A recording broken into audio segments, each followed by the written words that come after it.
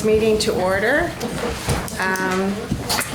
We will start off with the approval of minutes, my first initial run for the year. So I have a couple of things. I forgot to put Lori's title in there, and I forgot to list the two selectmen on attending.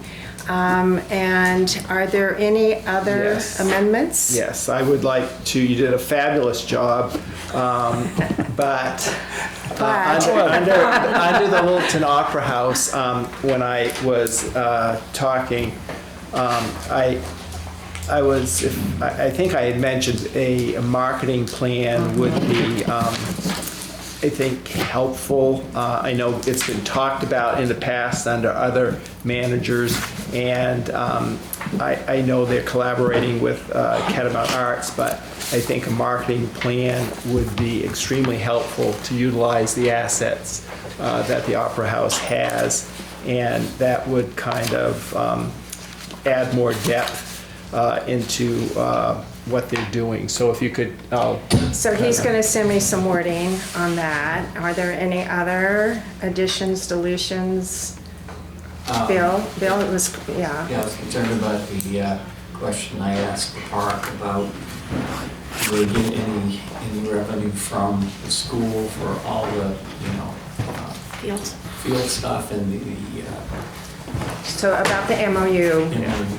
Yeah, so you want that listed in there? Yeah. Okay, I will go back to the writing table and I'll incorporate these, and next week we'll approve the minutes, okay? So with all my little changes and corrections. Are there any other things I should add?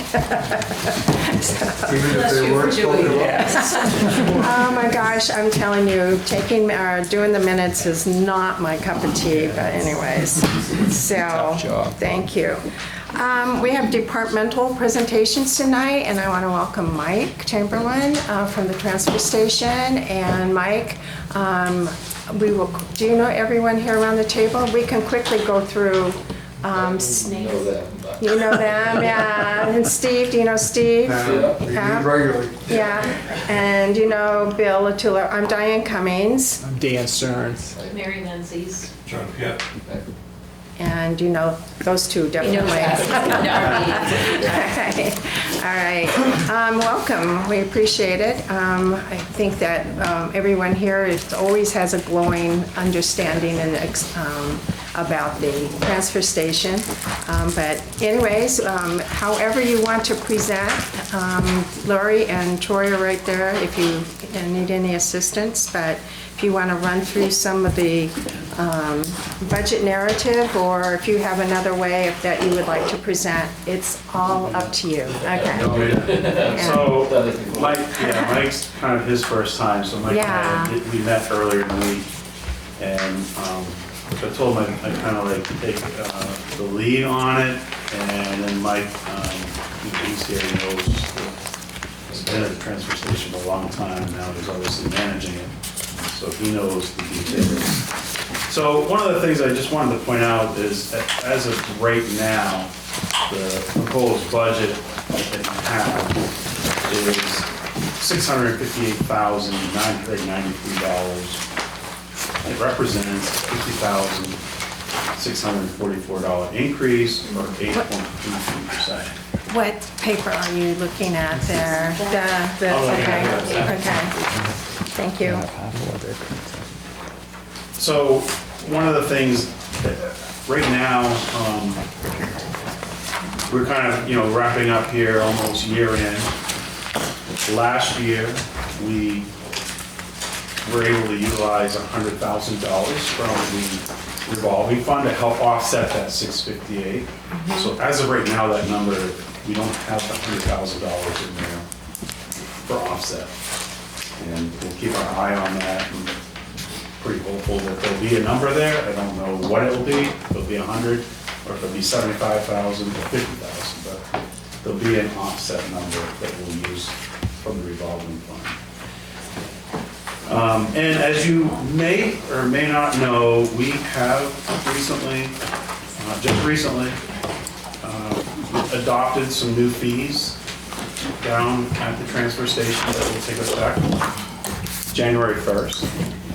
And we're also going to become a little bit more restrictive on the utilization of the transfer station. So it's going to be, to the best of our ability, we're going to be using a sticker system that will be assigned only if you can verify that you're a citizen or a property owner. If you are, have a second home here, you're eligible to use it, you pay property taxes, you can use it. But we'll have a sticker system that we'll put in place and be putting people on notice that you're not going to be able to use the facility if you're not a resident or a property owner. We still got some work to do on our commercial piece of it, but we wanted to tackle the residential use first. We have commercial activity there, which is going to be probably a little bit more difficult situation to deal with. We want to make sure we can still support our businesses. They pay taxes too, and they do utilize the facility. So it's just how do we manage it and make sure that the waste that the commercial businesses are bringing in is actual waste from Littleton. That's the trick. There's some people in the business that go out and collect trash, and they can mix from different communities, and so contractors and stuff like that. So I don't know. That's in the works, and that conversation was a result of last year talking about taking a comprehensive look at townwide fees. And, our first step was the transfer station and the fire station, and I really think that it's going to take us at least a year, or maybe even 18 months, to really start to see if these actions reduce the amount of waste that we produce on an annual basis, which will help reduce the tipping fee and the hauling costs. And by the increase in revenues, how much that will generate in new revenue, which obviously offsets the bottom line costs to operate the transfer station. So just wanted to throw that out there before we started. And then you probably have the document here, the Word document that summarizes our expenses. And it just kind of hits, I think, the ups and downs, and I can just point those out, and then I think we can just have a discussion. So we're not changing any staffing at the facility. The part-time positions line has decreased $23,000. I think that's just, we've had some changes in staff, salaries that we pay, got some unfilled positions, part-time positions that we're just not able to fill. Longevity has increased $100. We have a longevity incentive. Cell phone stipend, $600 decrease, again, personnel change. Data processing, $588. This was based on our actual usage. This is the credit card. We obviously accept credit cards at the transfer station, and there is a fee that is assigned every time we accept a credit card. Based on historical, we have decreased that $588. We also have new fees that are going to be graduated depending on the amount that you charge. So we'll be collecting more than just the standard dollar for the fee. Professional services, $2,000 decrease. This is the alarm system monitoring. Again, just looking at historical actual costs. The sewer is down $37. Notices and publications down $100. Equipment maintenance is down $600. This is just the stuff that we do for our small scale and mostly our compactors and balers. Fuel is $700 down. Vehicle maintenance, $600 down. No, increase. Increase, I'm sorry. That's your Bobcat loader that we're using now. The loader really, it's not even, I don't know how much longer we'll keep it. But it's still a piece of equipment that we utilize And obviously the Bobcat is the workhorse of the whole facility. Tipping fees. So there's an estimated $28,972 increase. And this, we're estimating that we'll have a 2.5% increase on our tipping fee. We won't know what that fee is until probably, April. yeah. So we won't even know what the new contracts will be. We have changed, obviously, to the new landfill, which is a longer hauling time and cost now, but they only grant a 1-year contract too. So, 1-year contract, they have a board that they review their fees every year. We can only assume that those fees will increase every year. Our transportation cost, we've increased at $20,000. We're kind of late this year, but we are still going to be seeking some competitive rates for hauling. But we still anticipate that there will be a jump in this cost. Recycling disposal, $1,500 increase. Recycling market, Mike can talk more about it, but it really, the pricing isn't that great anymore. You know, we still do pretty good with our steel, but everything else in the market is really a drop. So we end up paying a little bit more for that cost. Recycling the tire disposals up, but we are going to have new fees that will offset that. And same with the electronics, we have new fees that will offset that $3,500 increase. And mattresses have skyrocketed through the roof. $35. $35, doesn't matter if it's a little crib mattress, single, full, queen, king. Wow. It's $35 Isn't that? for any mattress. But it's so good to get rid of them, so it's like, I'd rather pay the money than have them hang around. I pick one so they last. So, Yeah, so, and if do you want to look at the revenues or? yeah, sure. So fiber recycling, $9,000 decrease. Fiber recycling, if I got this right, Mike, is really cardboard. Paper and cardboard. Paper and Paper cardboard. and cardboard. And that market has, paper's always been down, cardboard's been pretty good, but it's really. It's all dropped recently. It's all dropped. You want to go over the revenues as part of it? Because you got it in front of you? Yeah. The revenues, what's going on in the market, because Mike arranges for the sale and, Paper and cardboard prices dropped. Paper's down to like $15 a ton. Cardboard's down to 70, which used to be 90. And Wow. according to talking to Brian who used to be manager there, he's worked for New Hampshire Recycling now. He said he didn't see any increase rate off on any of the recycling. The aluminum can increase, $5,000 increase. They've changed who we deal with as far as selling aluminum cans. We used to deal with Stevens Salvage here, and they used to split it 50-50, and I found another place that they take whatever the market price is, they take 8 cents off the top and give us the rest. So we're making a lot more money on that. Ooh, that's Almost good, yeah. Over twice the amount. Nice. Good move. The tire disposal increase is just to catch up with what we're getting billed for. Price we pay, our fees been keeping up with what we're paying to get rid of them. Appliances. It's for like pumping of the freon and air conditioners, refrigerators and stuff, that's mainly what that covers.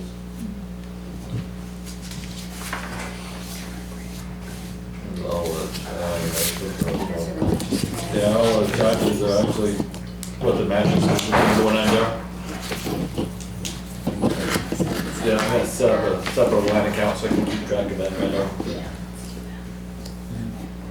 Demolition debris, $5,000 increase to cover the fee of disposal fee, hauling fee, and some of that. Paper bag increase. Go with the increase in fees or changing. Those haven't, the bag fee or price hasn't increased for several years, so. I think it was 2005. Yeah. It's been like 10 years since the Yeah. price changed. And I know in the past managers and town managers have said that they didn't want to like increase that by small increments, like every year, every other year, until, you know, they really needed it. So do you foresee that Over here, policy John. being continued? All right. So that we're not going to see, like, say, next year, a $5 or $10 per package bag increase, or are we going to implement increases based on our costs? That increase should last quite a while, Okay. I believe. They want to know when they have to buy all their bags. Should we stock up now? January 1st. January 1st, it goes up. but they'll January stay 1st, that way. okay. Yeah. Be a surge in purchases between now and the end of the I year. think it's sold out already. Okay, go down there. Going, gone. It still amazes me the amount of garbage that we find on the sides of the roads. I mean, town We streets, should regardless. state highways. Back to free. It's- Any insight into that? I mean, I don't know. Police department, So if it's bears. Yeah, that's been a concern about the price increase too, I guess. yeah, well, that's what, I think where you were headed with the Yeah. bag thing, Right, you know, because- encourage somebody to just dump it Right, outside the road. exactly. And that was the other thing, we didn't want to, I think in the past, had discussions that we didn't want to, you know, force people or some people into that route of, you know, by the side of the road disposal as opposed to, you know, doing it the right way. I'm wondering if, you know, once we get the stickers on the car and it's just local, Littleton, if that's going to, you know, change some of our expenses, and then that will change some of the bag fees, because you don't have to, like, catch up so much, you know, the volume on it. But who knows? I mean, so when the decal or the sticker that we're going to have to use, that, when does that go into effect? It's first of January. 1st of January? We would buy those at the town office or down at the landfill or? They're gonna be sold at the transfer station. That makes sense, yeah. And so you should, by the time next year, you should be able to kind of see if there's a difference or report your observations and, you know, the volume of things that are transferred down at the transfer station. Yeah. We should be able to, yeah. You know, like they were talking about the mattresses, how the price has gone up for us to dispose of mattresses. But there's a fine line there where we have to charge what they charge us. But is it still too much for the public, where they're gonna throw them on every back road we have? That's the fine line that we have to. I think we have to see, though, I mean. Right, Yeah. right. We It's can't, changing. we can't Without guess a it. return address. Yeah, Yeah. John? Yeah, just a question. First of all, you guys do a great job. But I wonder what you know about the volume that we get from Littleton residents versus the volume that's outside of town. Anybody That's what got I a was- sense of that? Yeah, that's what I was alluding Well, they'll to. find out next year when we go through a year Next year, of people not dumping that. once you have to buy the tickets to get in, Right, we can't, how, it'd be hard to Yeah. probably it'll guess probably now. help it So some. we'll get an answer after A you year, do or two, that. yeah. We should know more. Might go by down this quite a time. bit. I know a lot of people that are. But you must have a sense for it. Do you have a sense buy for the out of town bags. Yeah, versus? I know. Not really, it's not really a way to tell, because the bags are sold in stores too, and anybody can buy them. And Yeah. I know there's people from Vermont that come in here because they got Vermont plates, but other New Hampshire plates, it's hard to tell. There's a lot of other towns. And Yeah. our actual DES permit doesn't allow out-of-state trash. Is that right? We're not permitted to take any out-of-state trash, just open in New Hampshire residents. Is it New Hampshire residents or Littleton property owners? New Hampshire residents. Brian changed it in 2018. It used to be just Littleton only, but Brian changed it in 2018 to open it, try to get more recycles in.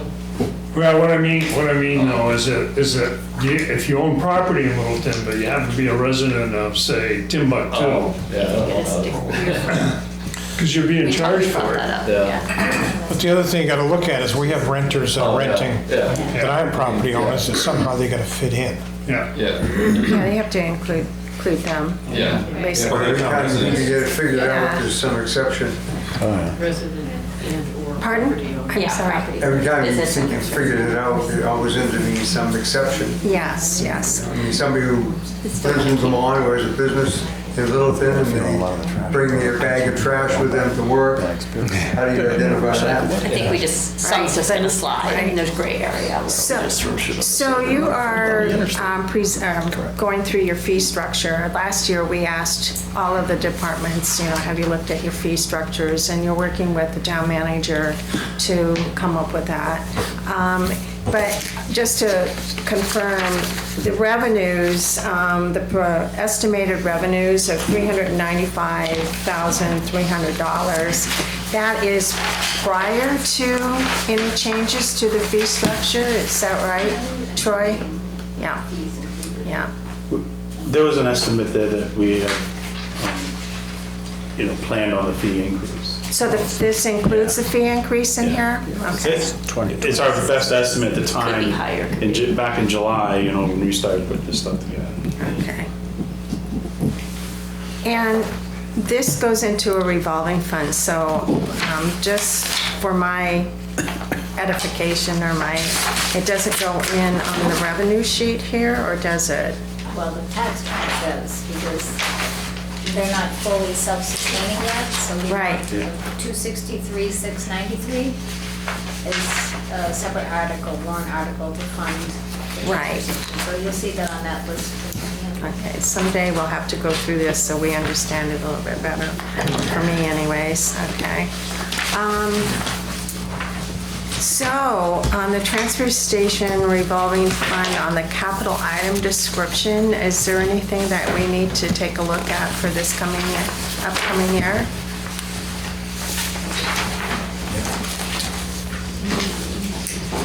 Back on your maintenance question though, and you said it's on the Bobcat, you have two Bobcats now, correct? Yes. One of them is fairly new and the other one is the one that's costing the maintenance. It covers like the oil changes and the old one needs new tires. The new one we bought came with air-filled tires and those lasted like 4 months. And it was going flat all the time. So we bought solid rubber tires, which those are pretty expensive. And at some point, I'd like to take those tires and put them onto the old Bobcat and get another set of new tires. Because they're pretty worn out on the old one. Right, if I recall, when you got the new Bobcat, there was, in negotiations, they weren't gonna give us hardly anything for a trade-in, and at the time they decided, or the staff decided and management decided to keep the old one as a backup and as a workhorse because it would be more useful and for then trading it in. But I mean, at some point, you'll have to, I think, look at, when you're putting, more and more into that old, that you just kind of let it, sell it for scrap or whatever, because it wouldn't make sense to keep, rebuilding an old machine for limited use. How many hours on the old one? I don't know if that was, we use both of them quite a bit, because one will be doing something with the bucket on one, and then somebody will come and need something unloaded with a fork, instead of taking them off one machine, put them on, we have access to 2 machines all the time. Time saver. Makes sense. Yeah, that makes sense.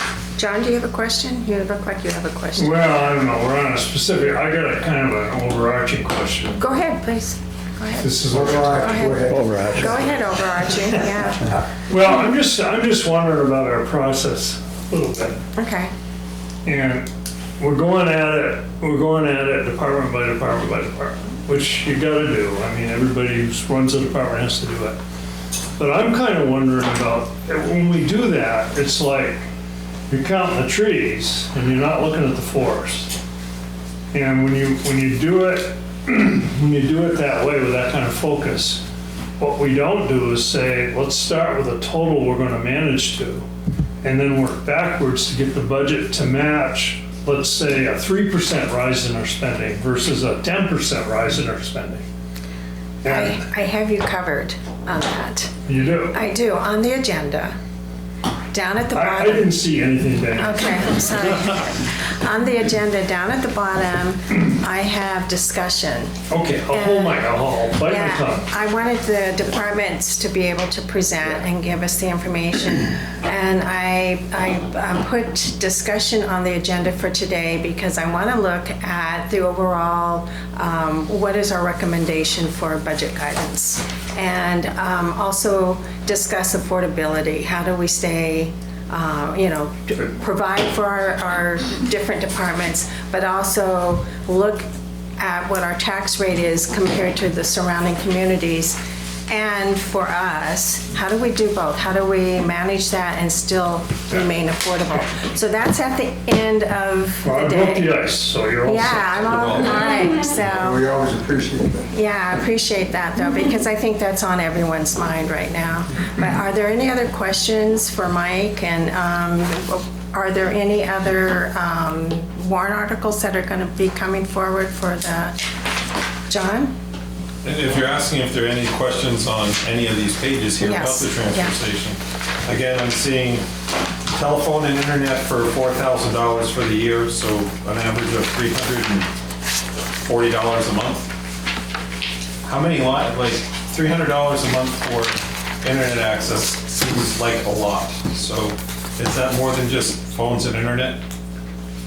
I asked a similar question to Riley, and it turned out that there was some other processing in that line, so that makes sense. Software. Yeah, there was a software license in that one. Is this just for internet access? I think you said it included the credit card processing fees in that line, if I understood correctly earlier? It's a different line. No, that's a different line. No, okay. Which line item, can you give us the number on the line item there? Oh, I'm saying 341 is the one I'm asking about, 341, and okay. 342 is the extra credit card processing.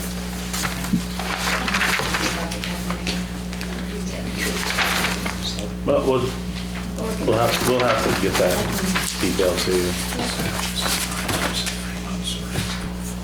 So Troy and Lori will get back to us on Yeah, that we'll get next that week? to you. Okay. The data processing, credit card processing, that's covered by the fee we charge when we use it. Yeah. That's enough money to cover that. So whatever. We boosted revenue, boosted fee, so that they wash.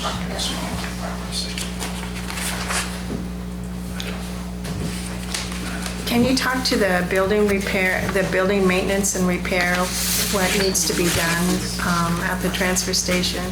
We're kind of interested in maintenance at this level. We're always asking about maintenance, so, Or lack thereof. yeah. Yeah, we kind of need a new office door, which the bottom of it's all rusted out, and the framing is all rusted on the bottom, and new entrance steps need to be replaced. Really should be covered with like a roof, so it keeps the snow and salt stuff away from the door and away from the building. So it wouldn't rust out as Yeah. soon. So is that part of this maintenance? Yeah. Put a roof over that? Yeah. Oh, good. At one point, it was years ago, the bottom of the door was rusted right through, and I took 2 pieces of metal and sandwiched it and drilled through it, put bolts through it years ago, but it's gone through that too now. Wow.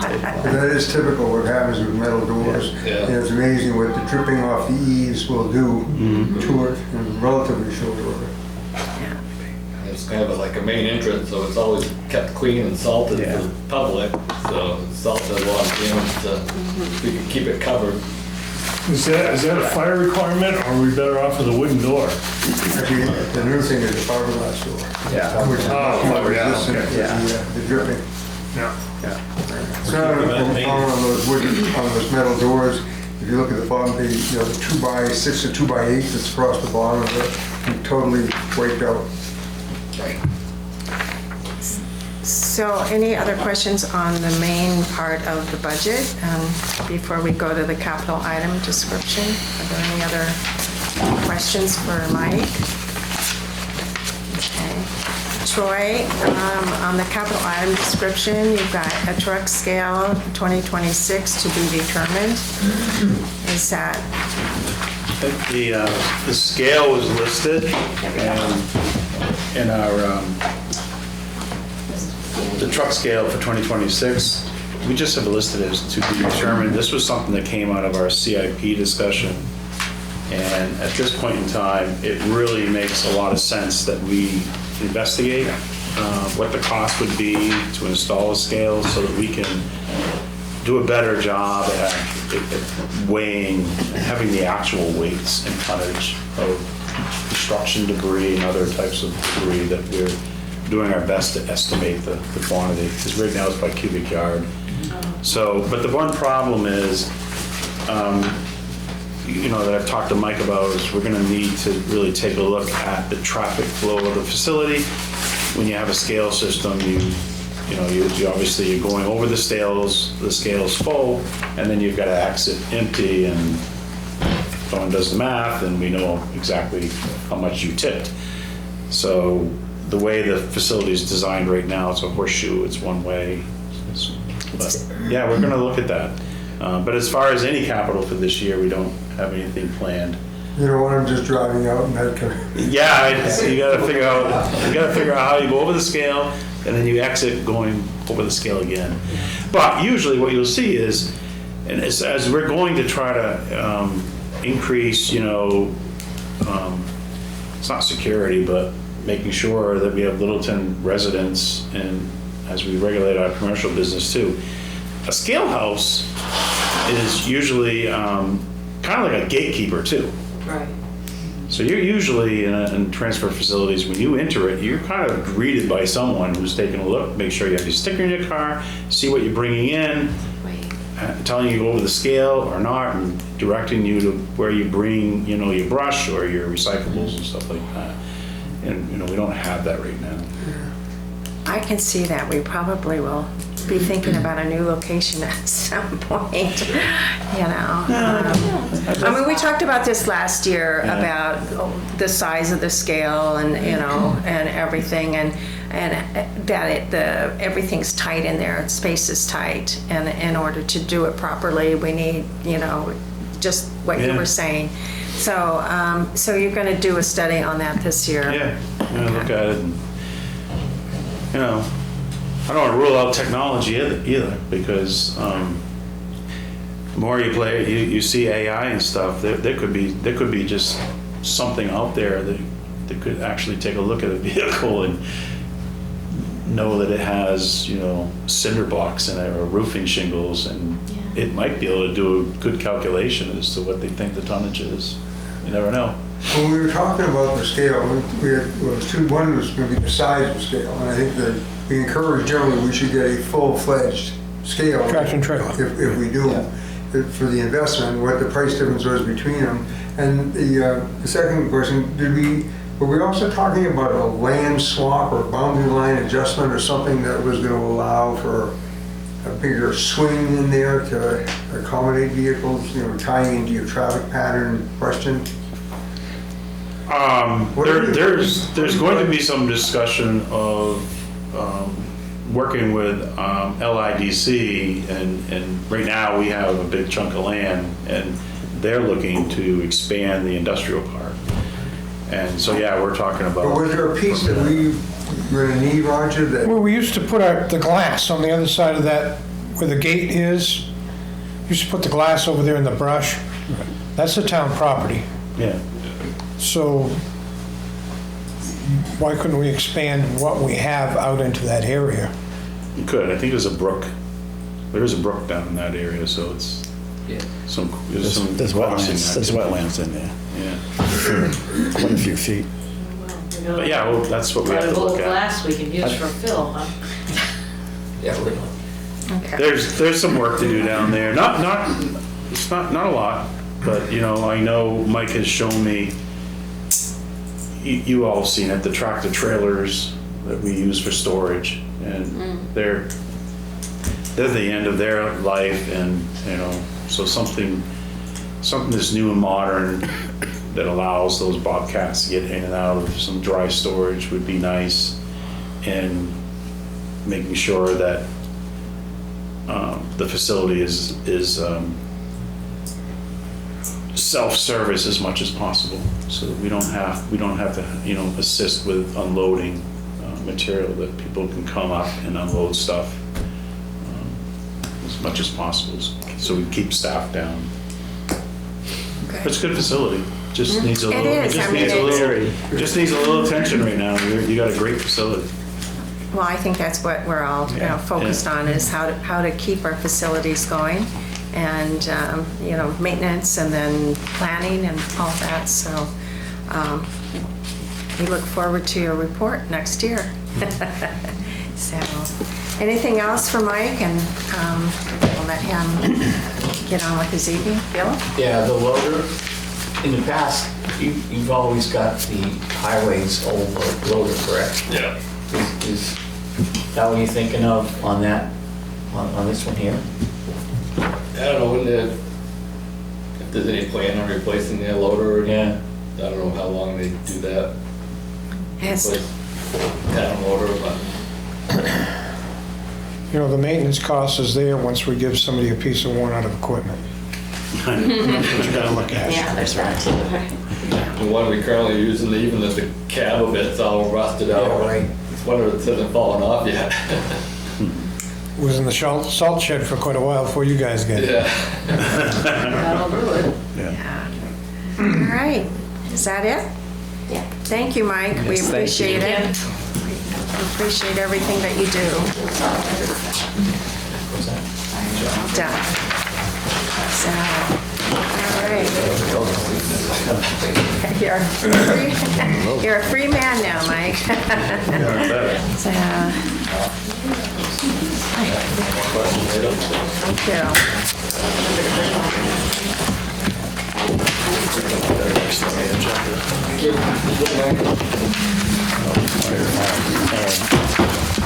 Chief Miller, how are you? Very good. How are you all? Good, good. So, we are doing pages, 49 to 54?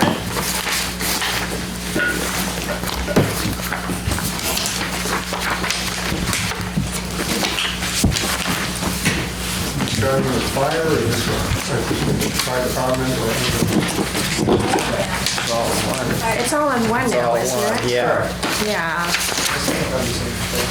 And on the spreadsheets, it's page 8, I think. Page 8. Let's see, where are we? 7, 8, and 9 on the bigger spreadsheet. Okay. General budget. General budget. Oh, okay, that's okay. I just want to run through everything. Okay. It's all yours, however you want to do it. All right, just want to make sure I'm running through the same documents that you all are. Yeah. Perfect. All right, well, to follow up on last year, to start, it did take a little while and some good discussion, but we have, the select board has approved a fee scale. Essentially, the only fees we were really officially charging were for EMS transports. The fee scale is pretty extensive. I will say my take on the public hearing that the board held is that while there weren't a lot of residents here, there was a lot more negativity towards the fee scale than positivity. And I think some, maybe just potentially some misconceptions about how it would be applied. And I think one of the things that I really took away from it is we have a fee, and I want to make sure you all know this. We have a fee for apparatus, and that fee is when we are allowed to bill for it. We certainly don't want to miss that opportunity to bill for it. So for example, some towns don't participate in the mutual aid system. So if we were to get called there, we would go, and then we would send them a bill for whatever the rates are and the amounts. The intent is not, if you call the fire department here in Littleton for something going on at your house and the fire engine shows up, we're not sending residents bills. So I guess there was a little bit of confusion about that, so I just wanted to be really clear, like we do not use those fees very often at all. But the apparatus is very expensive, and if we get the opportunity to get reimbursed for the use of it, we certainly want to do that. How does mutual aid work? So what determines what do you use to determine whether or not you go to a community? Is it just a general call for help or a specific, Littleton, can you show up? So how does it work? So a lot of places it's based off of a run card, which is a predetermined plan. So like if we take a look at Lisbon, depending on where an incident is in Lisbon, the nature of the incident, they'll ask for any number of our apparatus, an engine, an ambulance, a tanker, or a ladder.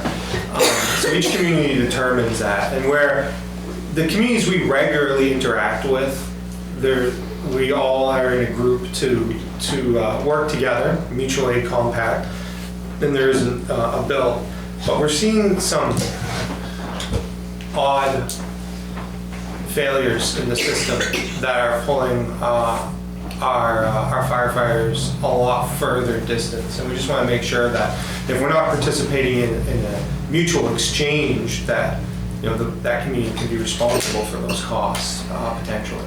And so that's really how it works. So generally speaking, we get told by dispatch Littleton to respond to Lincoln with an engine.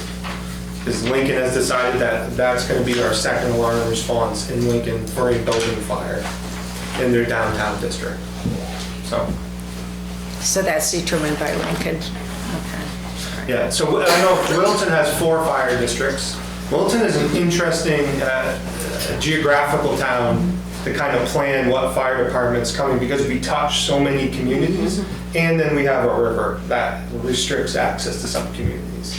So it's kind of an interesting planning problem for us to get resources to incidents at all corners of the town. Thankfully, most of our incidents occur in the village district, which is pretty straightforward. All right, so, and you were talking about fees, the other fees, or have those been factored into? Yep. Okay. Yep. So just working down through, I'll tell you that there's maybe 4 significant changes to this budget. There's a lot of little tinkering, a couple $100 down there, if that's what the actual is showing, and we can figure something out and get a discount or something, or some things that have just gone up. So a lot of it is an adjustment in those little areas. So I don't know if you want me just to go line by line. What's your pleasure? Hit the highlights. So fire department, we don't just do fires, we do EMS, we're a town health officer, we do zoning. And so the zoning stipend's been moved from the executive budget into the fire department budget. So it's just kind of a transfer from one budget to another inside the way that the town works, but it shows up as an increase for us. There are a number of contractual increases, a couple % increase for firefighters just based off of where they are in the collective bargaining agreement. That's been factored in. The next kind of a little bit larger increase is in line 241, which is an increase moving forward due to presumptive cancer laws in New Hampshire, which is that if a firefighter is diagnosed with most types of cancers, it's presumed to have been acquired on the job.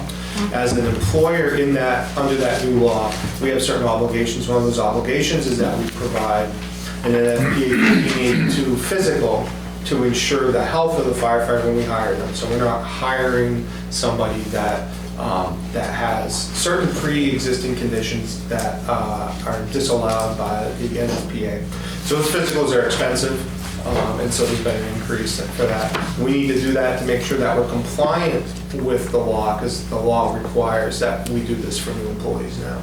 John? Yes, sir. So Chad, without naming names, how many people do we have that are actually hitting that category of presumption category of some cancer issue that's... So not all firefighters are covered under that law, but anybody new that we hire, we have to have this physical in place for. Okay, and are there any of our firefighters actually being treated so that... Not that I'm aware of. Okay. Yep. Would you be aware of them all? I would like to think so, but Employees are not necessarily required to disclose their health status to me. Yeah. So I don't necessarily know, but I think I'm But that would hit positive I'd be involved because they'd want to know, they'd want it covered by the state system as opposed to their Right. insurance, or if they had to leave their job and they're not insured anymore, all of their cancer treatment stuff would be So covered. you'd be tipped off. We don't know how to do that, never been through that process, thankfully. Yeah. Knock on wood somewhere. I guess I'll go right here. And I realize it can be serious when you're dealing with all the Yeah. smoke and the toxic materials you would be handling. Yeah, we do a good job of decontamination within our abilities. We have an exhaust particulate system which is required in the station, so the vehicles get connected to it and the exhaust is vented. On an incident, if necessary, like the fire we had on Cottage Street a few years ago, we actually brought in a professional company to decontaminate the gear because of the oils and tire materials that kind of just got embedded in our stuff. Our normal washing process didn't seem to work. So we do what we can to be proactive about that. Okay, thanks. Yeah. How many firefighters do we have, or how many are we set up today to have? As far as full-time? Well, yes, if everything is full. Yeah, so we are fully staffed. So we have myself and Deputy Chief Hartwell, and we have 16 hourly full-time firefighters. So they are comprised of 4 shifts of 4 firefighters. And do we have any other firefighters? Yeah, we have call members or what we might call they're really part-time employees. Yeah. Are they working any shifts? So they don't necessarily, they're not working shifts as in like one of the 4 firefighters, but they do come in and do orientation and work on shifts so that they conduct training and just get general experience on the job. As a 5th person? Correct, yeah. They're not allowed to work as a 4th person as a condition of the collective bargaining agreement. Percentage-wise, it seems like a fairly large increase, a 71% increase if I'm reading this correctly. That was for we carry insurance on the call firefighters? We do. So there's the call firefighters are not eligible for the disability insurance that we offer to every full-time Littleton employee, from an office worker or whatnot. So this provides them disability insurance in the event that they're injured as a result of work they do with the town. Is it if they are injured on the job or Correct. Only on the job? Correct. Yep. Okay. It's a little bit of a gap that they fall in. Most part-time employees don't necessarily need a disability coverage, but because of the nature of the work that we ask the call firefighters to do, go into burning buildings, motor vehicle accidents, working on the highway, this town has historically provided them that disability insurance, and that's the cost of it. And that cost reflects the number of firefighters that call only, just so you know, that's only call firefighters, that's not full-time. The number of call firefighters we expect to have in the department as of January 1. They're not covered by workers' compensation? So they're covered by workers' compensation, but they don't get a disability policy that we issue to every full-time employee in the town. Okay. So how many And are, workers' comp only covers 66%. So they can actually, because they essentially volunteer, they get paid $21 an hour. If they get hurt, it actually can be a huge financial deficit to them, where we have additional, the full-time employees have that disability insurance to fill that gap. The volunteers and the call members don't. So that's why that's been offered to them. so how many fall in that category? We'll have about 16. 16? Yep.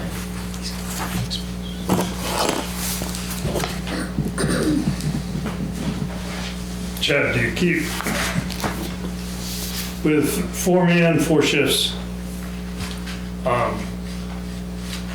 you've got a lot of vacations rotating through those 16 people. Correct. So is that always an overtime situation to Correct. cover it then? So we are a firefighter for firefighter system. So anytime there's a vacancy for any reason, we have to backfill that vacancy with another member of the collective bargaining unit. There are a few exceptions. For example, we did something as far as I know that we've never done as a town. We have a member in the military, and he went away for maybe 4 or 5 months of military training. We hired a temporary full-time firefighter to fill that gap, so they receive a regular hourly rate. It was a unique situation. It was somebody that was trained and ready to go from our call company, and they met the requirements as well, so we were able to do that.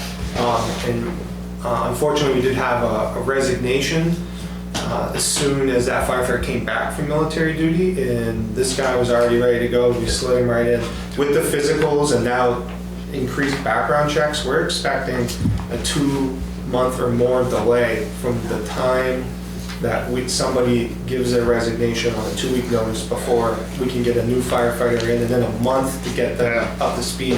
So have you done that? Have you done the probability math that with 4 people manning 4 people manning 4 shifts, and the accumulation of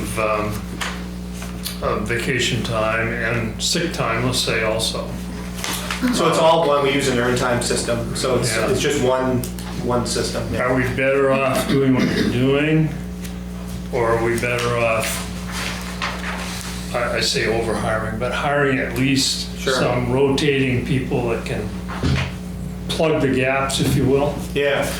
So we've contracted with MRI to do a study of this for us, and we will have that any day, I'd say. All right. So that will provide us some more data. I've given them 2 years worth of data for every hour of overtime. We basically can track it in 5 to 6 to 7 categories. We changed some of the categories over the 2 years, so it's not consistent, but the general ones are you backfilling because of a training? Are you backfilling because of annual leave? That type of stuff, what we call a shift vacancy. Yep.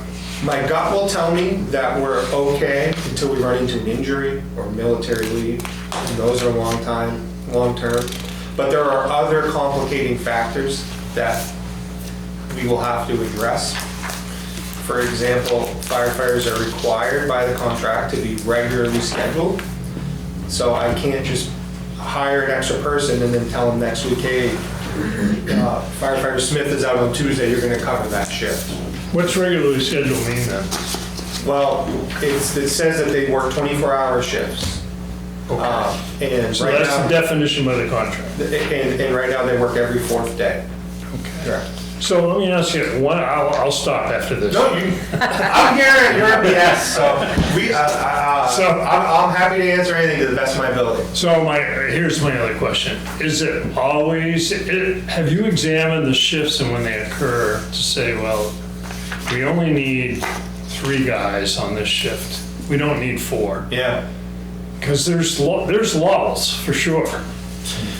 Yeah, so we certainly have, and the issue that we run into is that, we're creeping, I'll have to run the number again, but we're creeping close to 15-20% concurrent calls where we're on more than one call at once, and usually they're medical calls, and they come in back-to-back instantaneously. The other day, it's like, when I started here, I went on, honestly, I went 2 weeks on shift without going on call. Yeah. Now we're running almost 2,000 calls a year. So Chad, you're triggering another question for me now. Yeah. So one of the complaints I hear more than anything else from people in town is that, and please excuse me, I know you're governed by some regulation, but people will say, there's a fender bender there, and there's the fire department, there's the ambulance, there's the police, and do we have some discernment in that so we don't always do that? Because, your calls go way up just because of that factor. And I bet if you did retro analysis of it all, there'd be a lot of times where you really didn't need all of those. You needed somebody, but you didn't need them all. So no matter how many things respond to a call, it's still just one call. And the concurrent calls I'm talking about aren't the motor vehicle accident, it's we're on a medical call and a second medical call comes in. That's completely separate. And to be fair, I've seen that actually. Yeah. Or we're on a motor vehicle accident and then another medical call comes in. So we wouldn't count that as two calls, or my expectation is that if there's any, in the department policies, is if there's any way, if we have everybody on a call, because of the nature of it, and another call comes in, if there's any way those people can break away and take that other call, that's the expectation. Now, there is a dispatch protocol, and it's a bit garbage in, garbage out. And so people often don't report accurate information when they call 911, or there's a lot of unknowns, or there's somebody on the ground. Yeah. The other day, we just ran into this. It came in as a vehicle versus a motorized scooter.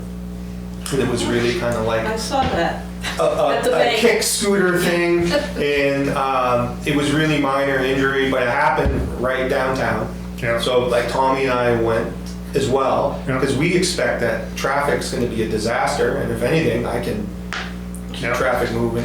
The police officers were on an IEA for a gentleman that desperately needed help, so the detectives came out and actually ran the call. So we work together a lot on that. So if you see me out on like Cottage Street or Meadow Street, I'm usually there just so we can keep everybody moving traffic-wise, because it doesn't take too long for things to back up. But it's a fair question, and I just encourage you, as things come up, like, hey, why were they at this yesterday?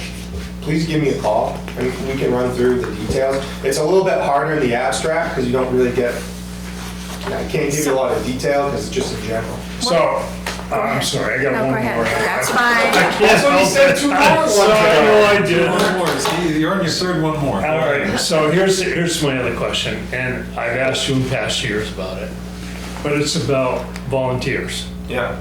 And it seems to me all the regulations work against having volunteers. However, in those sites where you need somebody there to direct traffic or something else, it seems to me that there's possibly a role for volunteers. Maybe you can't get them, I don't know, but Yeah. No, we're doing better than ever on our call firefighters, volunteer firefighters.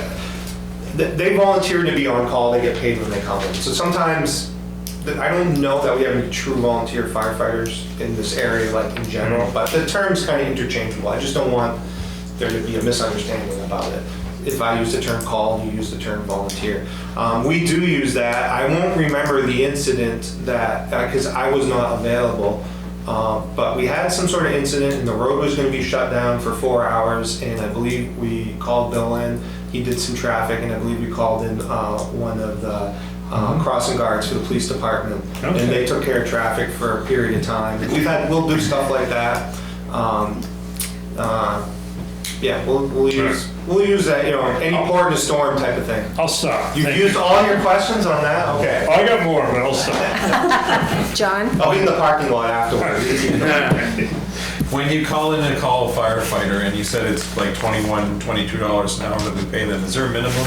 2 hours, yeah. 2 hour minimum, okay, thank you. And if there's, all of it boils down to cost versus coverage, essentially, right? Yeah. Like, we could have, let's have 10 crews of 4 out there ready to go, and we'll always be ready no matter what happens, but, so, it seems like, back to John's question of, what if you staffed 3, and when you get a secondary call, then you call in that person? Would that, and again, I think you do a good job managing the department, so I don't mean to throw out, ignorant suggestions, because I realize what they are. But all of that being, it's a large budget that continues to go up, as everything does. Yeah. And we unfortunately hold you over the fire on your budget side and not on the revenue side, where we do collect some revenue, and some of the budget increases are from increased calls that we collect revenue on. Sure. But with all of that being said, if some of the increases seem like they're difficult to swallow, I guess, at least. And representing the town, it sounds like you've talked to some of the people, like, why is it like that? And why is it like that? So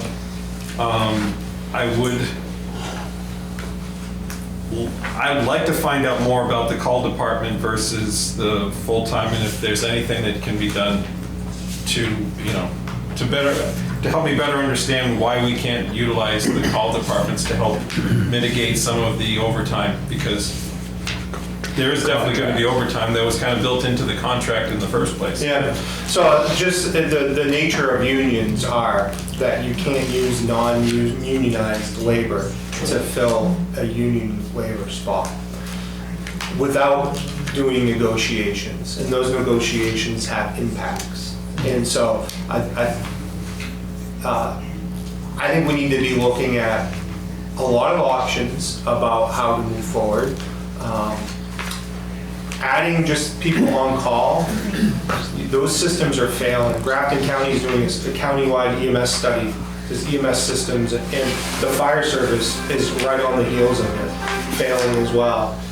With the nature of Littleton and the traffic congestion, it's just probably not realistic to have volunteers responding to the firehouse and doing that. Maybe sometimes of the day, on a emerging call basis. 20% of, if 20% of our call volume is concurrent calls, 20% of the time waiting for somebody to come in to take that call. But I think that, how it grows beyond here, like kind of like what you were saying, there's a number of options, and I'm curious to explore a number of them with our workforce to see what may work.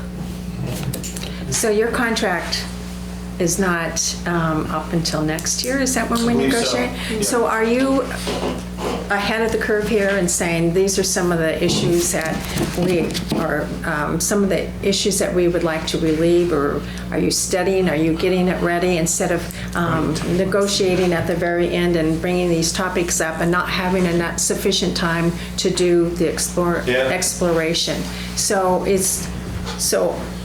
I'm kind of looking at the select board and saying, are there questions from the select board, not tonight, but for negotiations, that you would probably have ready and ask them to start doing their research? Because I think sometimes negotiations come up and you haven't had a sufficient time to explore different things. Well, like you said, MRI is doing a whole study on all this, the fire department, and we're just waiting for their report to. And then you'll go forward from there. But I think that's a lot of This part of MRI doing a study, the guy that's doing the study is an ex-firefighter EMT.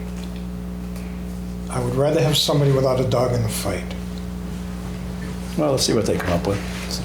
It's a little bit. I think it's so complex now, because if we were just strictly a fire station and not EMS service, I think it would give it a whole different complexity or lack of complexity. I'd say that the efficiencies you get from the cross-trained staff you have are some of the best efficiencies available. Berlin just went to the same model, a place I never thought you'd see EMS in the fire station like we have here, went to this model. You're seeing a failure all around Plymouth. Plymouth Fire is doing the same thing in the communities surrounding them, like we've done with Franconia East and Sugar Hill. Let me just, that I probably didn't explain myself well enough on that. I'm not criticizing that we provide both services. I'm glad we do. I'm just saying to use a call firefighters and call people, because of the complexity of having EMS and fire, that makes it difficult to just have a call department, because they may not be trained in both. Yeah, it goes, and if they're not, that's okay. We ask that they do, but it's not a requirement. It's yet to be written, but I'll give you an example of something, why I'm trying to understand why the call force may not be the answer you're looking for. We used to just have a roster of full-time firefighters and a roster of call firefighters. And we've organized the call firefighters under a shift officer, one of the four. Now, we used to have cultural issues, and I think by far and large, those cultural issues are gone. The people, the firefighters that we have now don't bring forward negative type views. They have nobody to bring the negative views to. No, we have a good number of called firefighters, and it's growing, actually. How many you got now? Around January 1, we'll have 16. We have 2 people in the EMT program right now that will be coming on to the department as soon as they finish. We've seen a growth in it, but what I'm saying in this is that it was my goal that they have a person to connect with, to go to, see an officer, a leader in the department. They go to, hey, I lost my glove. I can't do glove work. I want to do some training. Can we work on that? And that didn't work. And I'm trying to understand why, because I thought it would build better links instead of they feel like if I'm too busy today, they don't want to bother me, that type of stuff. I don't put out that vibe, but I hear that, I'm trying to break down those barriers. So there's something else. So that's why I'm saying it may not just be adding call members. And so I got to dig into that. I don't have an answer. So MRI will help you with this answer? MRI is just going to look at the overtime. They're not looking at that. Chad, as I mentioned before, when you lose Jim McMahon and you lose Wesley Hicks, 2 of the finest call firefighters that you would find anywhere with great abilities, because they no longer feel welcome in the building. That's got to tell you something. And you don't even conduct an exit interview at the time to find out why. So I'm not sure if that was Chad. That was 20 years ago. 20 years But your point's valid. Not 20 years ago, my point is valid. Yeah. And I have mentioned that to you before, Chad. This is not the first time you've heard this from me. And as far as the contract not allowing for call-time firefighters to fill shifts, that was negotiated into the contract so that they couldn't. I mean, that was not always the case. And in fact, 2 years ago, when the last time the fire department contract was negotiated, Jim Gleason was supposed to provide us with a letter saying that there was nothing in the contract that would prevent call firefighters from filling He working did. day I think he shifts. did provide that. Yeah, and it was also supposed to be signed by the head of the union. And he did, I Which think. ended up backing out. So I'm not sure how that all plays into it, but. I don't think it was accurate that time, in all honesty. So let's go back to John. You have a question? Yeah, I do. So Chad, I think, first of all, I think there's respect in town for the professional capabilities that you and your men have, men and women, I guess. I'm not sure about that. Sure, we have some female call firefighters. And so, I think technically this department's probably as good as anything in the North Country, to be honest. So I think that's appreciated. I think the part that, in the bottom line and final analysis, I think the percentage increases year to year for what you're managing have been much higher than the percentage increases of property valuation in town. And therefore, you're growing relative to the whole property value of the town, and that doesn't make sense in the long run. So I think people looking at this would say we've got to find a way to avoid what really is not going to be sustainable in the long run. Yeah, so I guess I disagree with you a little bit on that, but I certainly understand the sentiment. If you look back to prior to us taking on EMS in 2019, our budget was about $1 million. We paid a contractor. We were on the hook to pay a contractor about $350,000 to take care of our EMS. They would have given us 1 ambulance. Today, that would be a disaster here. We'd be like communities in other parts of northern New Hampshire that have struggled with the ambulance service. So where are we today with the bottom line on the budget being these spreadsheets on 2.5, we're going to bring in about $600,000 between our EMS revenues and the contract revenues outside of Franconia, excluding Franconia. Yeah, that's a special agreement. Yeah.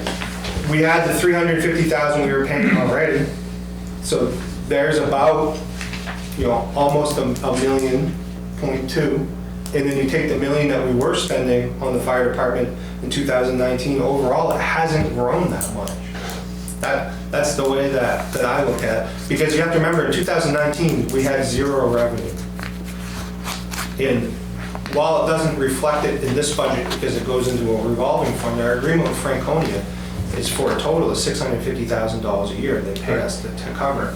So overall, the value is getting better compared to the property values. So Chad, I'll have to look at that. yeah, well, yeah, it's like too many nutshells going around here for me. It's like, okay. So your revenues, your estimated revenues is 537,000. So that is with the new fees that you're proposing, right? So on the revenue sheet, there's a, yes, the 537 is with the new fees. I don't know what we'll collect, so I always want to be conservative on the revenues. Because I don't want to sit here and tell you we're going to make all kinds of money and not deliver on that. So then my question would go to Lori and Troy. On the revenue sheet here, I think we have the estimated 2026 revenues for ambulance service and charges for coverage in other areas. We have approximately 441,000 there. So is that just being cautious? Is that what you're doing? Because if we go with the 537 here and the so I just saw the disparity between the two numbers, and I was just wondering where you are. So we estimated 400,000 because it's based on the revenues that we get to book accounting-wise, and the actual count here are what's been billed. So if you bill it, we get to book it as revenue. Chad was actually basing his number on actual collections, which sometimes will include prior year bills that were owed. So his number, I think, came out a little bit higher, because when you do collections, you're not just collecting what was billed in that 1 year. We've already estimated those revenues in prior years, so you can't count them again. So it's just a difference in accounting. So we've talked about it, and I think we just, So Lori, are you booking what the percentage of what you bill that you expect to collect, or are you booking what you entirely bill? what you bill. Okay, even though you may collect 42%. Right. Yep. The number I provide is what I expect to receive cash in hand, and not what the accounting numbers are. So it's just some different ways that Lori has to do it in order to be compliant with, do more of the business accounting, and I'm kind of a little bit more of a. These are the numbers that go on the DRA forms that calculate the tax rate, so. that's What was that, Lori? I'm sorry. Sorry, these are the numbers, the 400,000 is what goes on the DRA form to calculate the tax rate. Okay. So that's why we have to make sure we're. So that's what you use, is what goes Yeah. on the D. Oh, Yeah. okay, I understand that. And along the revenue, Medicaid, reimbursements have changed. So can you speak to that? Yeah, so Sorry, Bill. Medicaid is the insurance program offered for generally low-income persons, and that has increased slightly, but it has made a difference. There's been a change in it that we're trying to implement that allows us to bill for lift assists. So when we go and help somebody up and don't bring them to the hospital, that's something we've never been allowed to bill for, but Medicaid now has a provision to allow us to do that. Medicaid's a state-run program subsidized by the federal government. Medicare, there's been some slight increases in as well, but it pretty much remains the same. The big thing that has occurred with billing is a one-sentence change in law that requires health insurance companies to pay us directly, as opposed to paying the patient. And we had about $80,000 in collectibles where the insurance company paid the patient and then they just forgot to write us a check. Oh, that's right. That's right. It comes to you directly. So now change in law says that comes direct us no matter what. And that the insurance companies have to pay us 325% of the Medicare rate for our community, which is a decent increase for us. So there's some confusion about how that will actually be implemented. So we've adjusted our EMS billing rates to be in alignment with 325% of Medicare, so that we know that that's what we'll bill.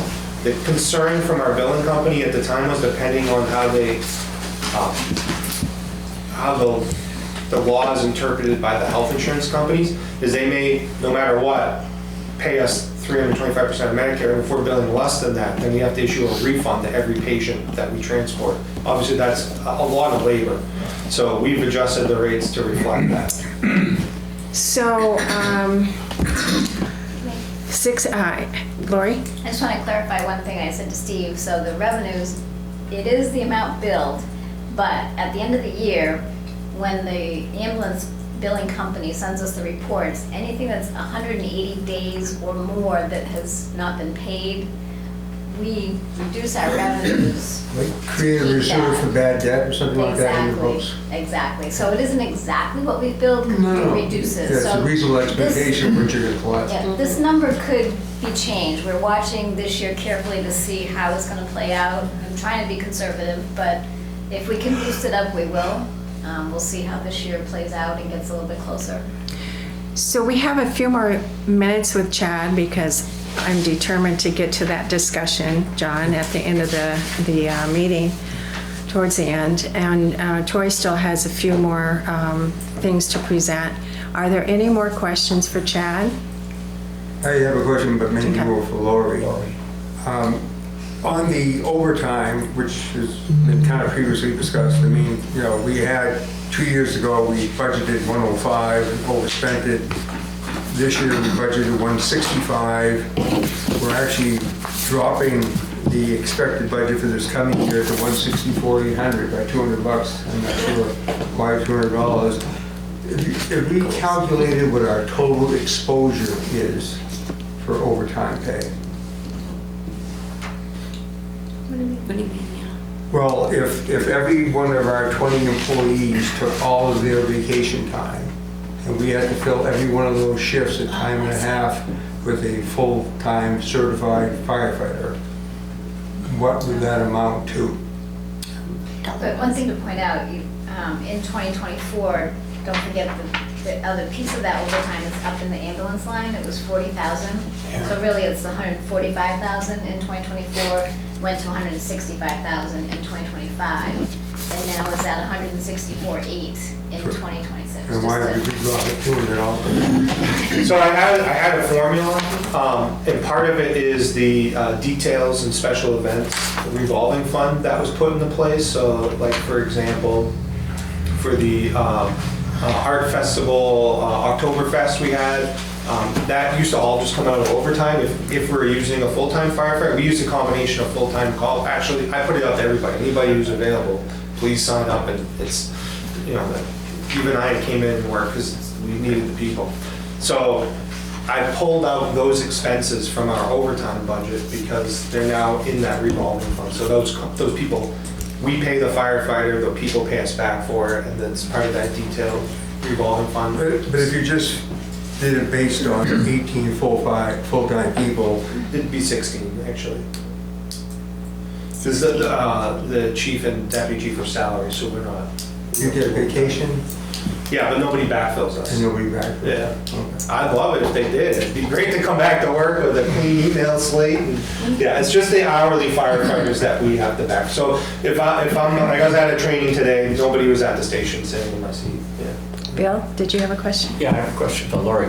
On the money that we receive from Franconia, you say it goes into a revolving account. Right. Does it find its way back into the fire department's budget? No, I think what Shouldn't it? happens is there's expenses in the fire department budget that actually are charged to the Franconia revolving fund. Okay. Like, But we don't see that. well, they're not in the budget, so Franconia pays for those things. John? I'm not sure Well, specific or. what about the indirect costs? Oh, yes. It's a fair point. So what really happens, because in municipal budgeting, we have to gross budget. Yeah, it's right here. And you got this revolving fund. So The Franconia. Laurie has a system where she calls it indirect cost. And she has a formula where she tries to capture a percentage of the chief's time, her time, my time, insurance policies, audits, all this stuff. And we'll take that, a lump sum of money from the revolving fund, bring it into general fund revenue. It's called indirect costs, and how much the fire department indirect costs? It's about $80,000 a year that we pay, the fire department pays the town to help us with our finances. And it's just us, sewer, and transfer station that have, This is sewer fund and the Franconia revolving fund pay indirect costs. They reimburse the general fund for services from the finance department, the tax collector, the fire chief and all. so we're one of the two departments that actually help fund town hall operations. through our revenues. 85,140 is the dollar amount for 2026. So that's another great point that doesn't necessarily, it's not reflected. It shows up in the bottom line of your budget, but you don't see the credit for it necessarily. Like it's. We have to look in a lot of places. Yeah. Yeah. John said this way better than I was trying to say, but when he had said that your budget is increasing more faster than the property values, it looks like your budget this year is going up 11%. And between police, highway, and fire and EMS, those are the three biggest budgets of the town on the municipal side. So when one of the, I would like to see it go to stay at 10% increase. And even that seems aggressive. So part of that 11%, 7,500 is a transfer from the executive budget for the zoning to the fire department budget. So it's not new money, it's just moving within the one department to the other. And I don't know what that would make the percentage wise. Yeah. So you may remember, because the majority of you were on the board, the budget committee members here were on the budget committee.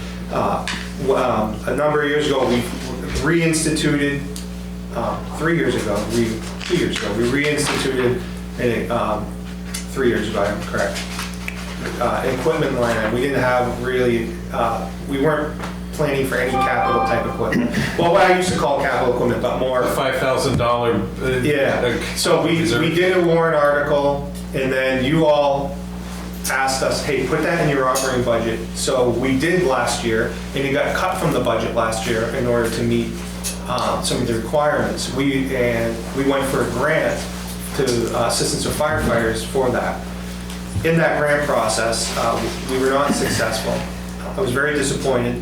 We looked at the apparatus. There's a number of things that were very old that we needed to replace, some valves, that type of stuff. We had replaced the hose. We looked at everything the NFPA requires on a fire engine, and that's what we focused on. There's not a lot of items, but we focused on that. One of them is an AED, and we did not have an AED on the fire engine, so we put that in the grant. The grant's reviewed by firefighters, and we were told that we weren't successful because of the AED. And I appealed it because I said it's on the required list for a fire engine. In order to be a certified fire engine, you have to have an AED. That's why we put it in the grant, because we wanted, the grant requires us to be compliant. The firefighters reviewing the grant didn't value the AED, and they valued other applications over ours. So that was very disappointing. The whole AFG grant process has changed. We don't know to what degree yet. So I'll make this commitment to you. We put the money back, we put some of the money back in the budget, not all of it. I think that was what, 26,000 or something? You know, it was more like 50 for fire and like 25 for EMS. So we put some of that back in, a good chunk of it back in. And we're going to apply for a grant again this year. If we get the grant, we're not going to expend the money, but we can't just kind of keep hanging our hat on that. I know I will not be applying for an AED as part of that grant. Okay, so we're closing down. Do you have a question, Mark? I just got a statement and then a question. And one of the statements is last year when we sat around these tables on the fire department and the new Tahoe, we turned it down, said it really wasn't needed, but they've got it. And I want to know where the money came from to get it. Because, you know, it's something that we had decided that it really wasn't necessary. We could wait another couple of years or year or so and review it again. So I figured we wasted our time sitting here discussing that. And my time is important, and I don't want to waste it on stuff like this. And I'd like to know why it was purchased and where it got purchased from. Yeah. Do you want to answer that, or who wants to answer that? Well, I couldn't tell you the exact detail unless you remember off the top of your head, but I think that was openly discussed, that it was proposed for the 25 budget. It was one of those things that were removed when we tried to meet the budget guidance. And we went back and with the existing budget, I can't remember, you got a grant, and 19,000 of it was covered with we the grant. exposed some other funding. Yeah. And so that's what we did. And I don't think that was a secret. I think that was clearly communicated to the select board and to the budget committee. And I think this question's been asked before, and I'll dig up the old memo and I'll share it with the board. I don't know if and it the was- budget committee. I don't know if it was really conveyed to us. It would have been conveyed to, we would I have, think it was after the fact that our budget season, and then it happened, so Yeah. we weren't in the loop on Yeah. that. So that was something I remember being at. I'll go back and look. I mean, it was one of the reductions, the line reduction, and I'm sure that That I remember. Article that was pulled. probably. I believe it was going to be listed as So a I thought when the warrant article was pulled, it had been agreed not to buy it. Yes, and then it happened after the budget season came to a close, so we weren't a part of that. I'm not saying, I'm just giving you a timeline on that. So, so how many Tahoes do you have? So right now, we have 3, and one of them, we hope to be divesting. Well, technically, we have 4. One's going for auction any day. It's the one that I had driven. It has about 135,000 miles on it. It's all rusted out. It was going to require extensive repair.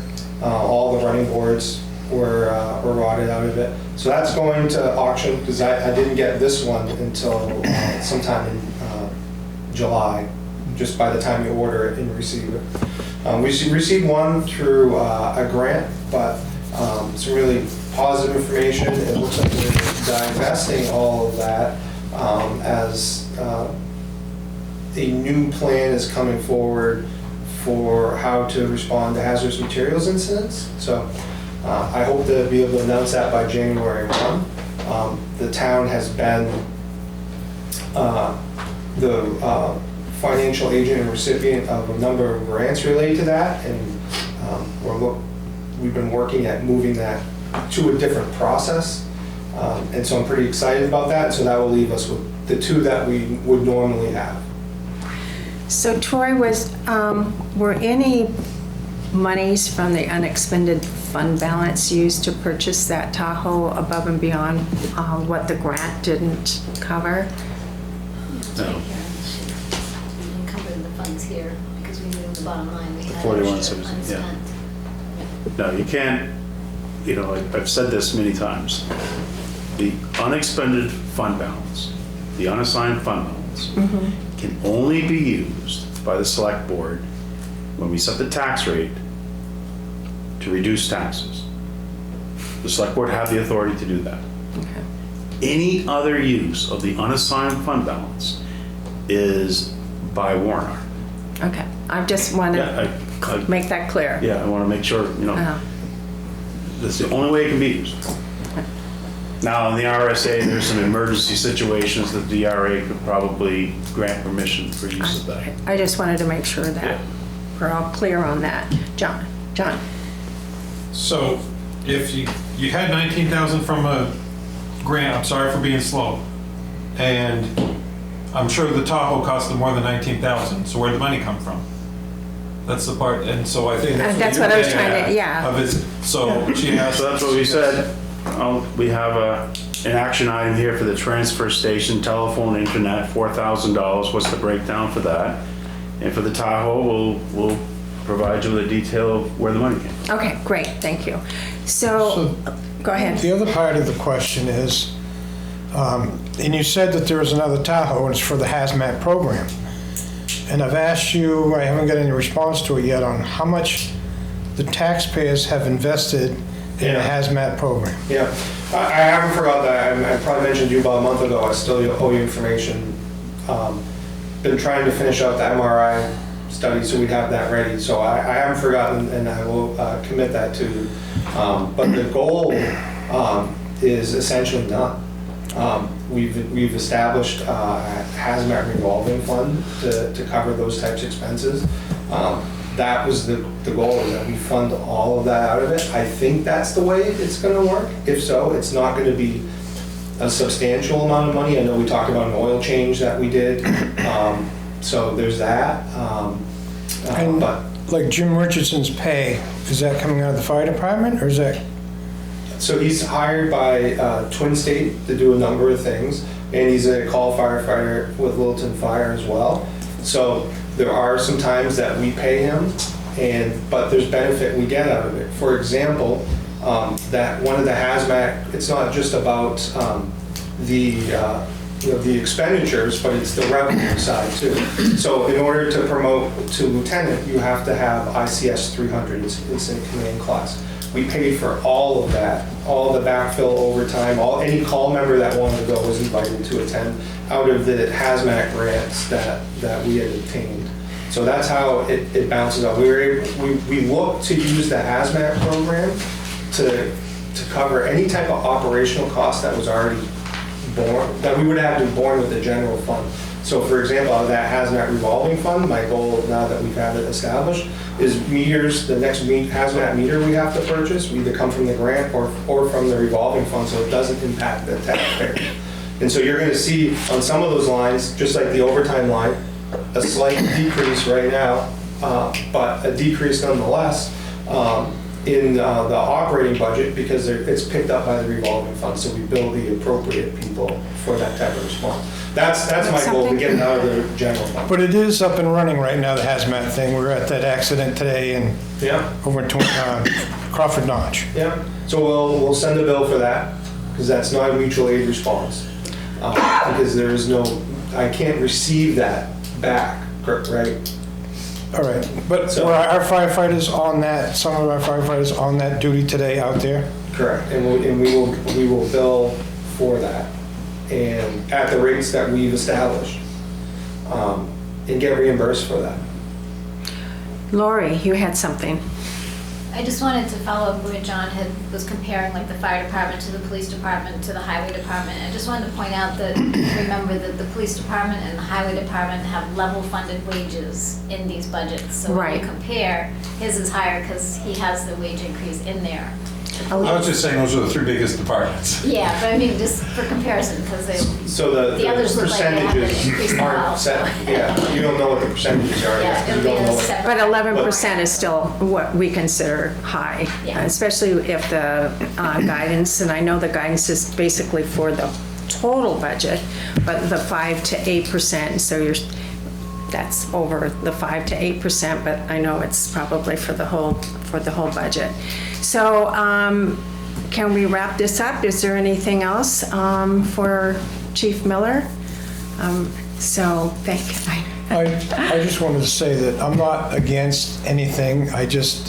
When my phone rings at the shop, it's something to do with the fire department. They were here, they were there. Why is it costing us so much money? I'm just trying to work for the taxpayers. I think we all are trying to be efficient, and which I think efficiency leads to a better budget, So looking forward to the MRI report. Yeah, and I am as well. And I'm looking forward to this discussion next year. So I don't get to come back till next year. well, I don't know. I know I can see John in the parking lot. Yeah. I know that it's been abbreviated, so if the chair permits, if people to call with questions, I'm happy to answer. Well, I think we always have. I need to remind everyone here sitting around the table that if you have any questions or follow-up questions, if you get them to me by Monday or Tuesday morning at the latest, allows Lori and Troy to get them out to the department heads and get the information back before our next meeting. So if you do have any questions for Chief Miller, please let me know. Madam Chair, if I may, we didn't get a chance to discuss the 2 warrant articles. Okay, And one of them's pretty hefty. It's a ladder truck replacement. Wow. That's the cheapest 100-foot ladder truck with a pump that we can get. It just went up at least $74,000 in October to about 1.8 million. So if there's a 1.9, correct. if there's a 4-year wait on this, how does the money flow on this? You don't borrow until you get the truck. So Until we get the truck? he just needs the authorization to order it, and in 4 years, then you'll get the borrowing and pay for it when you get the truck. So it doesn't impact until you get the truck. So in 4 years, we would get a ladder truck on 2025 or 2026 dollars? I mean, you know what? No, vote. Or, I know we don't vote, I mean, we vote, Yeah. but the cost of it, so are we locked in at a certain price? So, I just asked for like a contract essentially to say that. I'll say that there's, you may have heard there's congressional hearings about the cost of emergency vehicles. They were bought by hedge funds and the prices increased 30% right off the top a few years ago. And they're able to leverage a manufactured delay in providing these vehicles and the commitment we provide into a large multi-billion-dollar amount that they can then take to Wall Street and play the stock market with.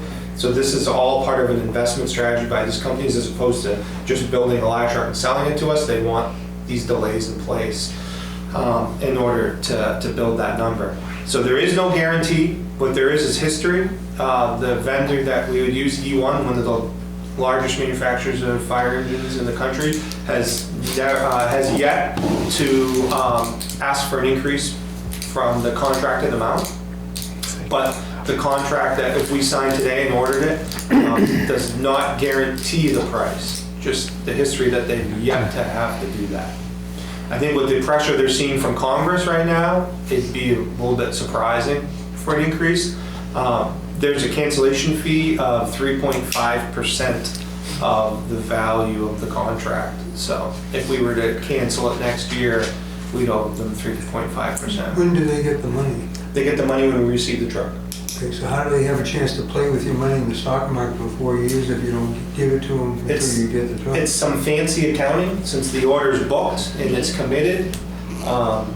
It's kind of, I'm not an accountant, so I can't tell you how that works. Are they factoring it? Yeah, And probably book it as Yeah. receivable, right?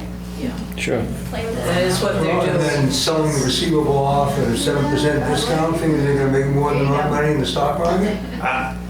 Something like that, probably.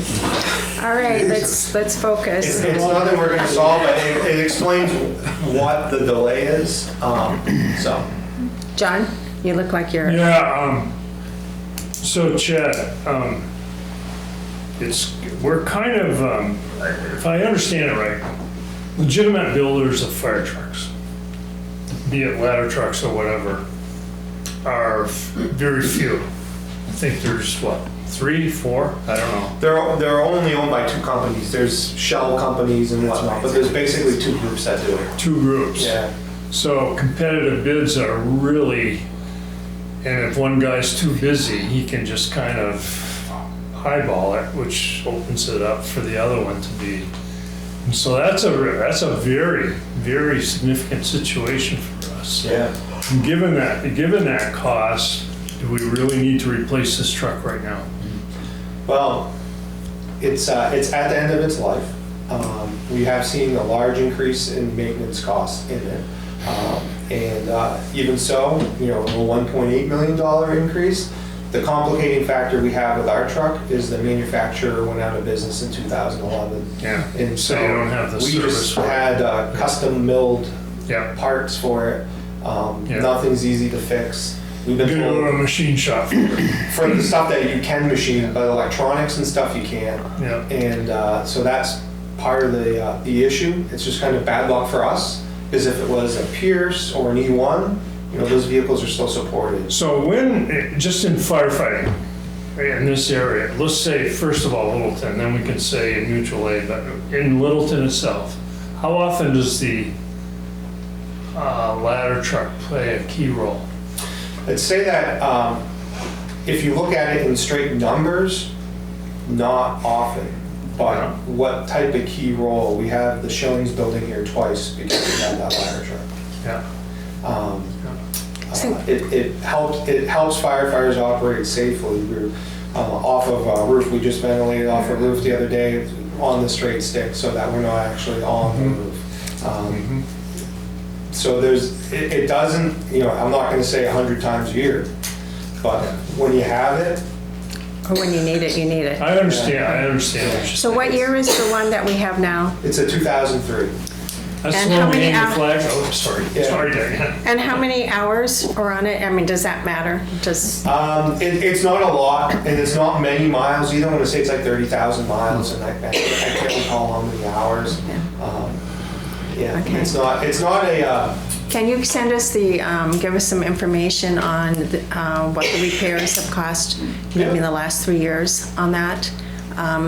You know, just so we have a better picture. yeah. And it's not just the repairs, because it'd be cheaper to repair it. It's just that we're at the point where, depending on what breaks on it, it can't.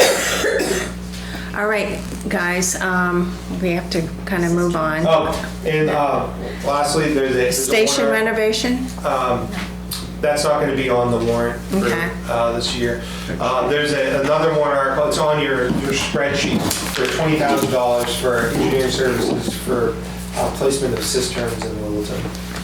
So, the taxpayers fund all of the hydrants in Littleton. But if you're a taxpayer and you live outside the hydrant district, you do not get that same level of service. And you pay a higher rate for your property insurance as a result of that. And while we have a lot of water around, it's not water we can access. You see what's happening with the river right now. We can't access that almost anywhere, except below more. So it would be to begin the process of placing cisterns in geographical areas that we can get easements for property, that overlay with radiuses for insurance discounts and ISO ratings. So that's what that process That's is. what Bruce Hadlock always talks about all the time. You know, we Yes. did that. I'm sorry. We had to vote it down Yeah. 20 years ago. Yeah, And that's okay. That was my question about 15, 20 years ago, and I think it was like the Slate Ledge area, and one of the residents there was from down south, another state, came up here and bemoaned the fact that there was no fire protection, et cetera. And he took it upon himself to, I believe, he wrote a grant, went after a grant, Correct. and was awarded a grant. Correct. But one of the stipulations for receiving the grant was the town had to provide matching in-kind services like trucks and backhoes, et cetera, to facilitate the construction. And for whatever reason, it never, there was, I don't think, that kind of support from the town side to enter into that, to get the grant. And so it just went by the wayside. At that time, there was a lot of negative response to that whole project, because you live in the North Country or in a rural area, and if you know that when you buy the property that Yeah. you're outside the district, et cetera, and you're going to have to pay higher prices. So Yep. This sort of mission creep. yeah. Okay. So anyway. Well, it's part of our fire safety mission, and if the people don't support it, then that's the will of the people. I feel like I've done my job at Right, that point. absolutely. That's right. But That's all you can do. That's a little, history where I we've guess my been. question was, do we still have the original study? Do we have to pay for another $20,000 study, or we already have it? I haven't seen it. I think I've been through everything possible, but Well, that's another topic that we're going to have with our town manager at the very end of the budget season is where reports are kept and where building plans are kept and maintenance, upgrades and all of that. Because we're finding that it's handled differently by different department heads, and we want to unify it somehow. Should be a procedure or A policy, procedural yeah. policy that we'll probably either ask the town manager or the planning board to do. So anyways, thank you, Chief. As always, it's always interesting. I appreciate your patience with us. No, I'm happy to be here. So I appreciate it. So thank you. And we're going to go next to Troy. 15 minutes. Yeah, Troy's going to have to buzz through this here. What do you want to do, Diane? Do you want to allow yourself 15 minutes to? Can we go to 7:15? Is that okay? Because I would like 15 minutes for Troy. I don't even know what time it is. 7:40. If Troy can take 15 minutes, and then we can take 15 minutes after that to talk about budget guidance, what John had started to bring up. Last year, we did it in a certain way. This year, we couldn't quite do it because we didn't have the reval information. So anyhow, we'll turn it over to Troy and go from there. So we have finance, real estate appraisal, and legal. However you can go in there. I usually don't like to run over on time. If Lori can talk, she's going to do the finance. So basically, there's two employees in the finance department, myself and Rachel Lyman, and our salary was a 3.5% increase voted by the board, and her increase is based on the absence of full staff union contract, which would be a 4% increase. So that was the salary and wages. When you get to the expenses, one of the wages for the treasurer's stipend, we've made a change in the finance department and the way we do things so that we're doing a warrant every week now instead of every other week. It helps for cross-training and just better productivity. And so that means the treasurer now has to come in every week instead of every other week. And so she's doing quite a bit more, I think, having to come to the office every week to do things. So we put in a request and to get her stipend more in line with other stipends as well in town. She's currently at $4,000 a year, and so we put in for $8,000 a year. And also she has a deputy treasurer that has filled in a couple of times in the past, but has never received pay for that. So she had asked me to put in $500 a year for her for the time or two that she might have to come in and review the warrants and sign off on them. So that's in there. The increase to the BMSI accounting software was 5%, and so it's $4,028 this year. And postage increase $300 due to the expected increases in 2026. That keeps going up. The audit went up based on the contract for Vashon and Cloquet is for $31,500. It's $34,725 next year, so it breaks down the charge goes to the park and rec and the revolving funds and the rest in the general fund. And then the trustees of the trust fund stipend requested an increase of $750. There's 3 people, they're currently $750 each, and they want to go to $1,000 each. And they come and meet every month and review the trust funds and are responsible for the investment of the trust funds. So that's what they do. So any questions on that? Anybody? I have a quick question, because again, I'm trying to figure, if there was a 4% increase on the salary, why did the line go up 12%? Okay, there was also hours to be increased as well. This year was in for 32 hours a week, and she's gonna go to 40 hours a week because she's gonna be learning how to do payroll. I'm the only one that does the payroll processing right now, and we need to have a backup. So she's gonna be learning that, so that's gonna require more hours for her, because she's gonna be helping out, being more of a payroll clerk. She'll be added to that, so. So if Lori doesn't show up, then no one gets paid. That's right.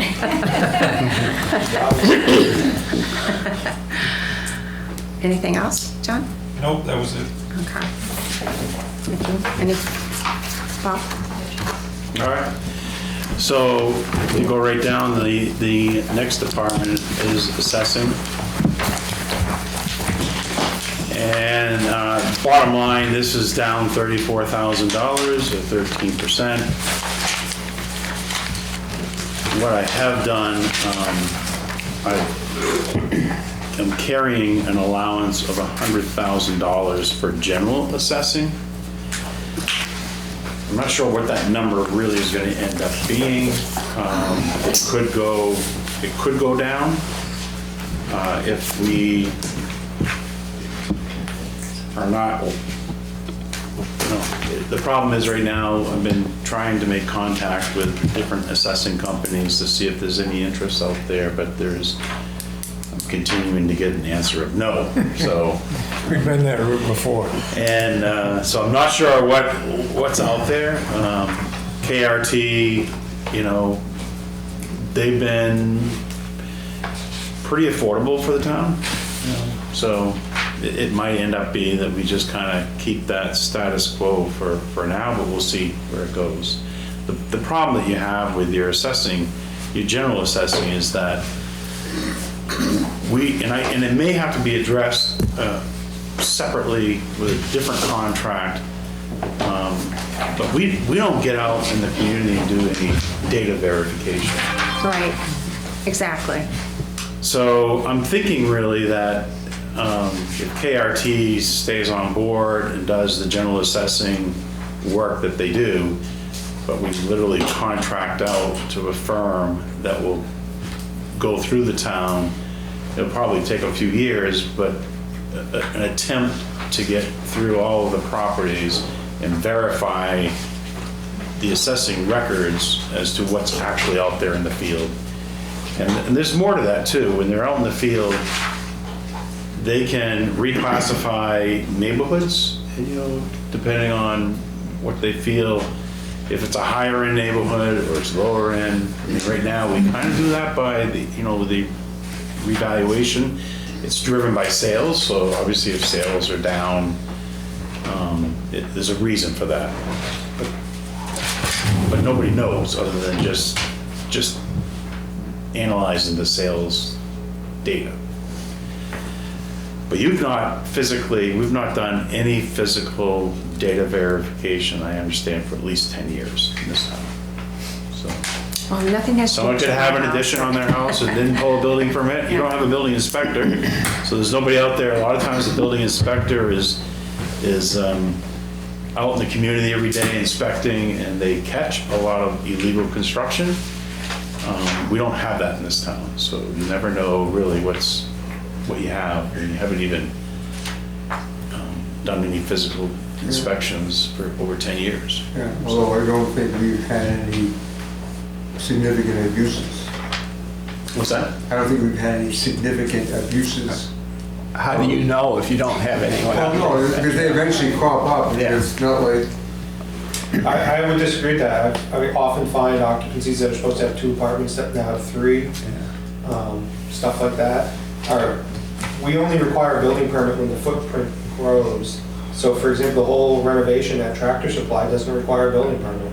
So there's no mechanism to go back there to see if the valuation of that changed when half of that empty building is now occupied by a store.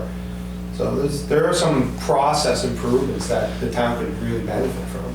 yeah, although I guess I'm not sure that we would expect that there would have been a change in value from an internal renovation. I think that's look at Rail Trail Village. Yeah. That you had a building permit for that. It only required a building permit when we required them to add egress stairs to the back of it. If that wasn't required, if they built them inside the building, it never would have required a building permit. We only Our show occupancy. regulations are quite lax. They're not lax, they're non-existent. Oh, okay, non-existent. But the bottom line is that's, this town should seriously take a look at coming up with some type of action to get out there and verify your data and get that work done before your next reval year. So if we can do that over the next 5 years or 4 years. So how does that happen? I mean, Well, it's either hiring a company that's going to be willing to come in here and do the assessing work and a quarter of the town data verification, or and I'm thinking is probably maybe the best path is that we literally just contract out the data verification to a separate firm and let them just manage and handle that. I just assumed that when they did a reval that they did a physical visit to every property. And I was surprised when nobody came to our house. Because a big thing went out saying they're going to do the reval and this is who they are and this is their identification, and that raised the expectation in my mind of a site visit. Right. They do some large commercial, but that's it. Industrial. But they certainly do some home residences. I mean, I had them, not this time, but the last time we valued, I had somebody come to my house at Partridge Lake. Quite a long time ago. On a new build? Just 5 years ago. I only did one in my neighborhood this year. They do. Maybe they do a sample. They will do a building, like whatever building activity, they will go out and look at any building permits that are pulled. They will go out on an annual basis, look at those. And I believe that when they're there, every single year we have sales, they'll go out and take a look at that sale to make sure it looks like it was a legit sale of property. But, okay, we have 4 minutes. yeah, so just wanted to point that out, that line's down. And legal expense was the last one I think we were going to try to cover tonight. And this is way up. We're up 57% or $75,000. And what I've done here is I've increased the legal expense line by $75,000 because now that we've done the revaluation, we'll see a lot of the abatement work and legal defense and technical defense of that. We'll see that in 26. And so I can give you an example right now where we're kind of facing an abatement for Home Depot. And they've appealed the 23 and recently appealed the 24 assessment. And the legal bills, I think right now, we have not, all we've done is just gone to mediation. We've not actually gone to full-blown court proceedings. I've spent about $30,000 just for that. I think it's reasonable budgeting when you have a change. Yeah, it stands right out there with, $75,000. Just got to be careful spending $30,000 on a $20,000 difference in the revamp. You know what I'm saying? I think, previous town managers have handled it. I've had to weigh that, It's like, yeah. And we'll be doing the same. Yeah. But. All right. Okay. That's it. That's it? All right. So I'm going to run through this very quickly on my part. The budget guidance, we'll get into it in a minute. But I had asked Troy about a historic tax impact because I think that kind of gives us some history of what has happened in the previous years, maybe like 3 years prior to the reval, this year, and then what the proposed budget impact would be. So I kind of wanted to have like 5 years or five different viewpoints on that. And if he could use a median house and give us that information, just so we know as we finalize our budgets, we don't lose track of what the impact has been over the last couple of years. I mean, because it adds up. And so that was my concern, but I wanted to bring it to the rest of the members here for their input. Maybe they'll say, well, we don't need that, or maybe we need to, format it in a different way. But I don't want to lose track of how much we've impacted different taxpayers. So is that something that we should do or shouldn't do? I don't want to take up any of Troy's time with something that is not going to be useful for all of us to take a look at. No I think the comment. percentages are the aggregate percentages. So, for example, the tax rate went from 24.93 to 14.10, so that's a 30% drop, 35% drop, something, in that ballpark. And then so you take that 40% drop, but the assessment went up 60% for residential. That tells a lot of the story right there, doesn't it? Right. So the exact, the comparing today's median to last year's median or 5 years ago's median, it's not the same house, it's not the same property. And for me, it's more the aggregate numbers. But if, in that case, though, based on the numbers we saw, the residential property, the tax rate went down by 40%, residential property went up 92%. That's why the homeowner is going to be shouldering more of a tax burden, whereas the commercial property, if 40% or 60%. Right, it was a 60-40 split, that's the way. That's right, so if the tax rate is 60% of what it was before and commercial property went up 62%, they're going to stay fairly even. Right. So we've definitely shifted within the community to more heavily reliant homes. I would think, perhaps I'm a little simple-minded about this, but if that was information that we'd be interested in, that we have the tax bills for properties going back a number of years.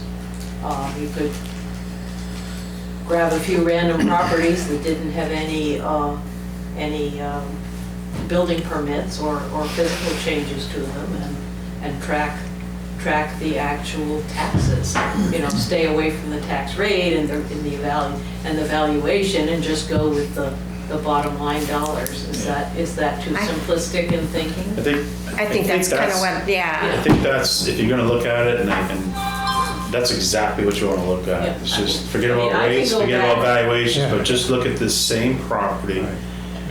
And you can pick a couple different types. Yeah, pick a commercial. And make sure they don't have any exemptions, no credits. So it's a straight, you can see in 2020, what they paid in taxes in 21, 22, 23, and 24, 25. Yeah, I could certainly do that for my house. All I have to do is go back in my financial records and see what I'm paying. I have that too, but I just, so is this something that Amy would do or? Yeah, Okay. I work with Amy and Okay. and I think we could pull it together, All right, so that's one of it. The other one, the affordability, comparing tax rates, affordability is kind of like a word now that everyone's using, right? Campaigning. So as we try to build the best fire EMS services and we try to do this and that, it impacts our budget, it impacts our taxes, but are we becoming, are we still affordable compared to some of the other communities around us? We want people to be able to move in. We want people to be able to buy a house. We want to be able to sell our house, right? So, there's this balance here. So I was asking Troy, can we look at just the town portion? We'll ask the same of the school. The town portion, the affordability compared to Bethlehem to Franconia, or does it matter? Because I know we're not going to be able to compare apples to apples, but in a way we are, because we want people to be able to move into our community, and how can they afford to live here? The tax impact. Kind of do a what if, and you might not be totally accurate, but at least pick some comparable properties or in other towns and just see what your answer is. It'll be directional, even if it's not precise. Right. So Troy, you got all that? That's a different concept. Steve, than what I was thinking about. What you're kind of throwing out there is saying if we could find comparable residential property, if you could identify that maybe in a couple of the towns and just compare what they're paying in taxes versus what they're paying here. So that's one way of looking at it. And another thing that I was thinking about, Diane, is I think it's really important for the budget committee and the town for this year and years going forward that you really identify the 4 or 5 towns that you think is comparable to Littleton. You know what I mean? And really work hard at saying, okay, none of them are going to be perfect because everyone's got different situations going on in their towns. But try to find at least 3 to 5 comparable communities in the state of New Hampshire, and you could use those as just something to benchmark against. Kind of see what's going on in those towns. As opposed to the competitive towns in the area. You can still look at, but I just don't think that the tax rate in Bethlehem or Whitefield. But trying to find something, you know, what is, and I know you're going to want to stay in Grafton County. You should, but you might have to get outside of Grafton County too, just to find some comparable towns. Yes, I agree with that. You know, and to kind of see where you are. You know, to try to find those towns that are running a fire and ambulance 24/7, operating a sewer department, a highway department, an exceptional police department. I think in the past, many years past, like MRI, when they have done some things, they've identified they would benchmark some communities with the similar population and the similar services as Littleton, and I think that should be relatively easy. I mean, maybe even you guys, through your records, can look at some past reports and things where they have done that kind of thing, and assuming that those communities haven't changed dramatically since that time period. But that's a good idea, and I think it should be relatively easy to, come up with 2 or 3 of those. Well, Diane, that's basically what we did 4 or 5 years ago with the school system. I know, we did, we did. Yeah, exactly, yeah. John? It depends on what you're trying to get to as far as are you comparing geographically or like towns throughout the state, in my opinion. So, because if you want to measure the efficiency that we're running our town in comparison to other towns, then the choice suggestion is 100% accurate. But if you're trying to say, would someone want to come here versus Bethlehem, and are we more affordable than the other geographic towns around us? You can look at both of those angles because they kind of measure different things as far as regionally, and then versus how comparable towns to Littleton in terms of services and all and are doing things too. So I think it's not one or the other, but I think you can look at it from both of those two different metrics. Perhaps part of the question is, are we over heavy in services for our population? Well, I don't know the answer to that, but this discussion naturally brings up that question. So I think there's a lot to this, and Troy, you're going to work your magic here, but... what Mary just said is that's the hard thing is trying to find comparable communities. I mean, you guys know what you have here in Littleton. You have a regional hospital that's in your town. You've got the Social Security office. You've got some hotels. You've got a very vibrant Main Street. We want to keep it that way. That's the whole thing. You've got an industrial area, big box stores. You've got 3 or 4 interstate exits. You're a destination for tourists. You're a works hub. People come here every single day. So trying to find comparable communities that deal with that, all that added cost, the services, on top of just providing the services to the 6,000 residents. I know. Tough. And that's, that's the thing you mentioned, you want to be able to sell your house. I don't think anybody has any problem selling the house right now. There's people that have a problem buying houses. But do we want to get this town into the same situation that North Conway got in, where they wanted more people, and then all of a sudden, we're not a quaint little town of 6,000 people anymore. Well, I think. And that's what you gotta do the balance thing.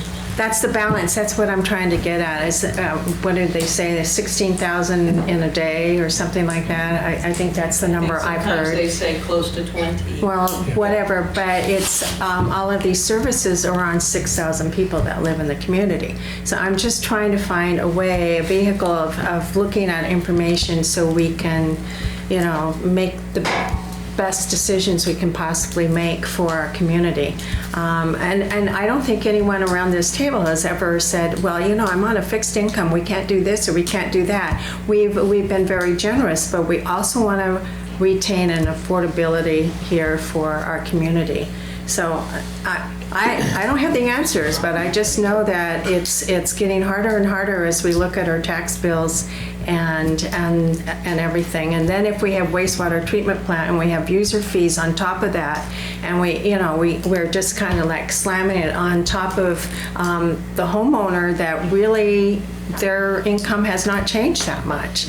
So, John. Yeah, so I think in a proportional way, Littleton is not drawing younger people in proportion to the total population Exactly. as much as Bethlehem or Franconia, for example. And so you can do that for a while, but in the end, you gotta find ways to bring them in as well. And because the future ultimately is based on continuity of people being able to support and run a town like that. So I think one other comparison should see just how far we're falling away from those communities in comparison in this region anyway. And, is it serious? Is it, it's just passing, or is it a real thing that we should address? I think we're facing that challenge more so than our surrounding communities. Oh, yeah. Yeah. I think so. I think so. Turning into a retirement community. Yeah. So I think so. I mean, you said it so many times that 6,000. What have I said? Right? That we have a population of 6,000 people, but look how our school population has declined. Right. I mean, and so that's a statement in itself. Although on the school part, I mean, most of the schools have had. Remember, there was that report that was done of the Upper Connecticut Valley a couple of years ago. I mean, the only school system in the Upper Valley that hadn't shrunk in the last 20 years, I think, was Monroe. Yeah. Well, the tax rate, that's why. And people moving into Monroe to go to St. J. Academy. Yeah. Right, yeah. I mean, that's of course, yeah. Yeah, that was the driving thing, but everybody, Okay, we have Okay, one 3 more minutes. comment, just because Okay. I will build on what Troy said. There are a lot of additional infrastructure in a sense that we're supporting, and maybe we can come up with some more creative ideas of perhaps finding ways for that to pay for itself. I mean, I think that Littleton has had, and I'm sure that other people will disagree with me, but I know there's a number of people in Littleton who just go, well, the success of Littleton is the fact that we're so cheap to get into. We don't have building permits, we don't have impact fees, we don't have site plan review, we don't have all of these things, and that's what makes us successful. I don't know, but these things do cost, and maybe there's a way to allocate those costs a little more fairly. I think that's why we started to say, well, have you looked at your fee structures? Yeah. And I mean, that's, And we had none other than EMS. so I mean, I think that's, We do now. I mean, that's that was part of it.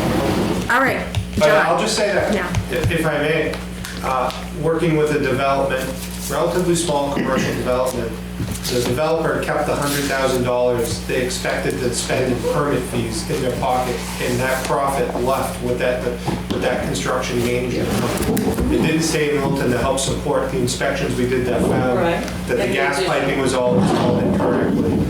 We're doing the Riverfront Commons project, we're moving the grass to the gravel, the gravel to the grass. DES wants $80,000 in permitting fees. That's the budget for that project right now. So that's the way this state works with just a broad-based tax, right? You just got, that's it. And so we have to look at ways like this to cover the costs that are now coming out of the general fund. John? So I bring it up at the school meetings that we have with them, but I think it's a very scary stat that we should pay attention to, in that the state of New Hampshire, and I suspect Littleton reflects this pretty closely, of each of the last 100 years in the state of New Hampshire, the year with the lowest number of births was last year. And it was 8,000 something versus 14,000 100 years ago. And when I think about the school I went to with 112 in my graduating class, and there's only 39 now, it's quite a different town. The histogram of age distribution has changed radically. Yeah. So I'm going to turn it back to you, John. At the very beginning, I said I had you covered at the end about, about the process of going and developing our budgets without. Last year I tried with a 3 to 5%, and it was like pulling something out of the air. And this year we didn't have the same kind of coordination because the reval. We didn't have the reval information, and I don't want to get so far into the budget process that if we say no, we would like to have it lower, that the Board of Selectmen and the department heads don't have time to look and consider their budgets. But, so anyhow, I'll hand it over to you. Okay, I'll just repeat what I said earlier. I think in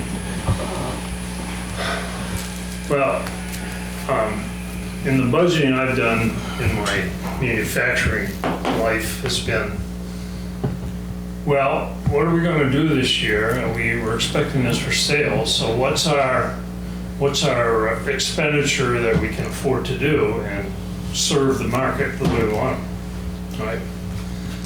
And we started sort of from a gross level to say we can handle a 3 or 4% increase.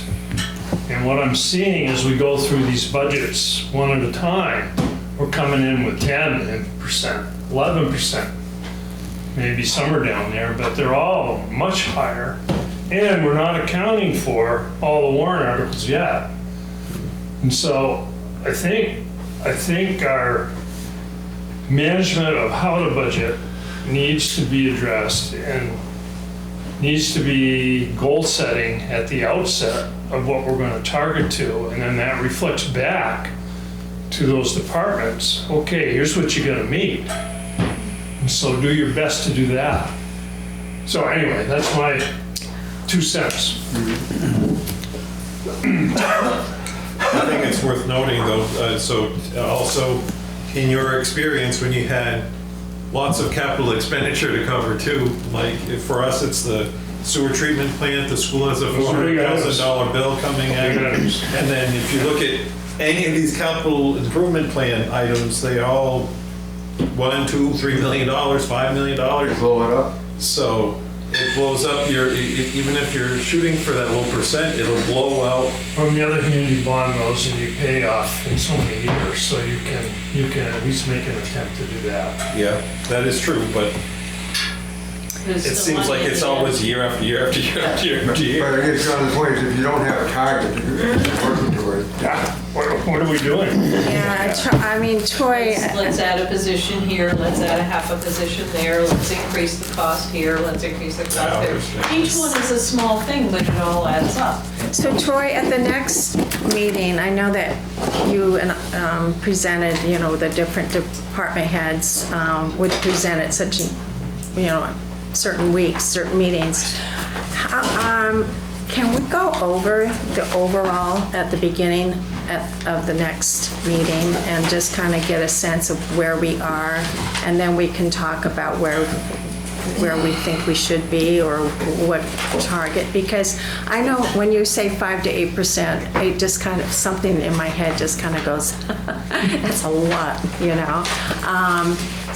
But I don't know exactly what it means. So can we go over that at the beginning of the next meeting? I know the police department's on next time, but if we devote maybe like the first 30 minutes of the meeting to this, and then they know when they can come in, so they don't have to sit through the whole, if they don't want to sit through that part, they don't have to sit through that part. So let's really, when we have clear minds and clear everything. I can provide you a one-page summary of what like that 5 to 8% goal, is looking Yeah, like. would you please? And again, that is the gross. That's gross. Any It's your other? operating budget that you see here, and your warrant articles, which are still coming in. So we'll take a look at that, and then, take a hard look. I'm sure it'd be interesting to see, the discussion we have with some of the warrant articles. All right. Is that good? Is that good for everyone? I can only lead if you tell me what you want, so. That's right. Thank you, guys. No. Motion to adjourn? Second. Oh, good. Thank you. All in favor? Yeah. My comment about the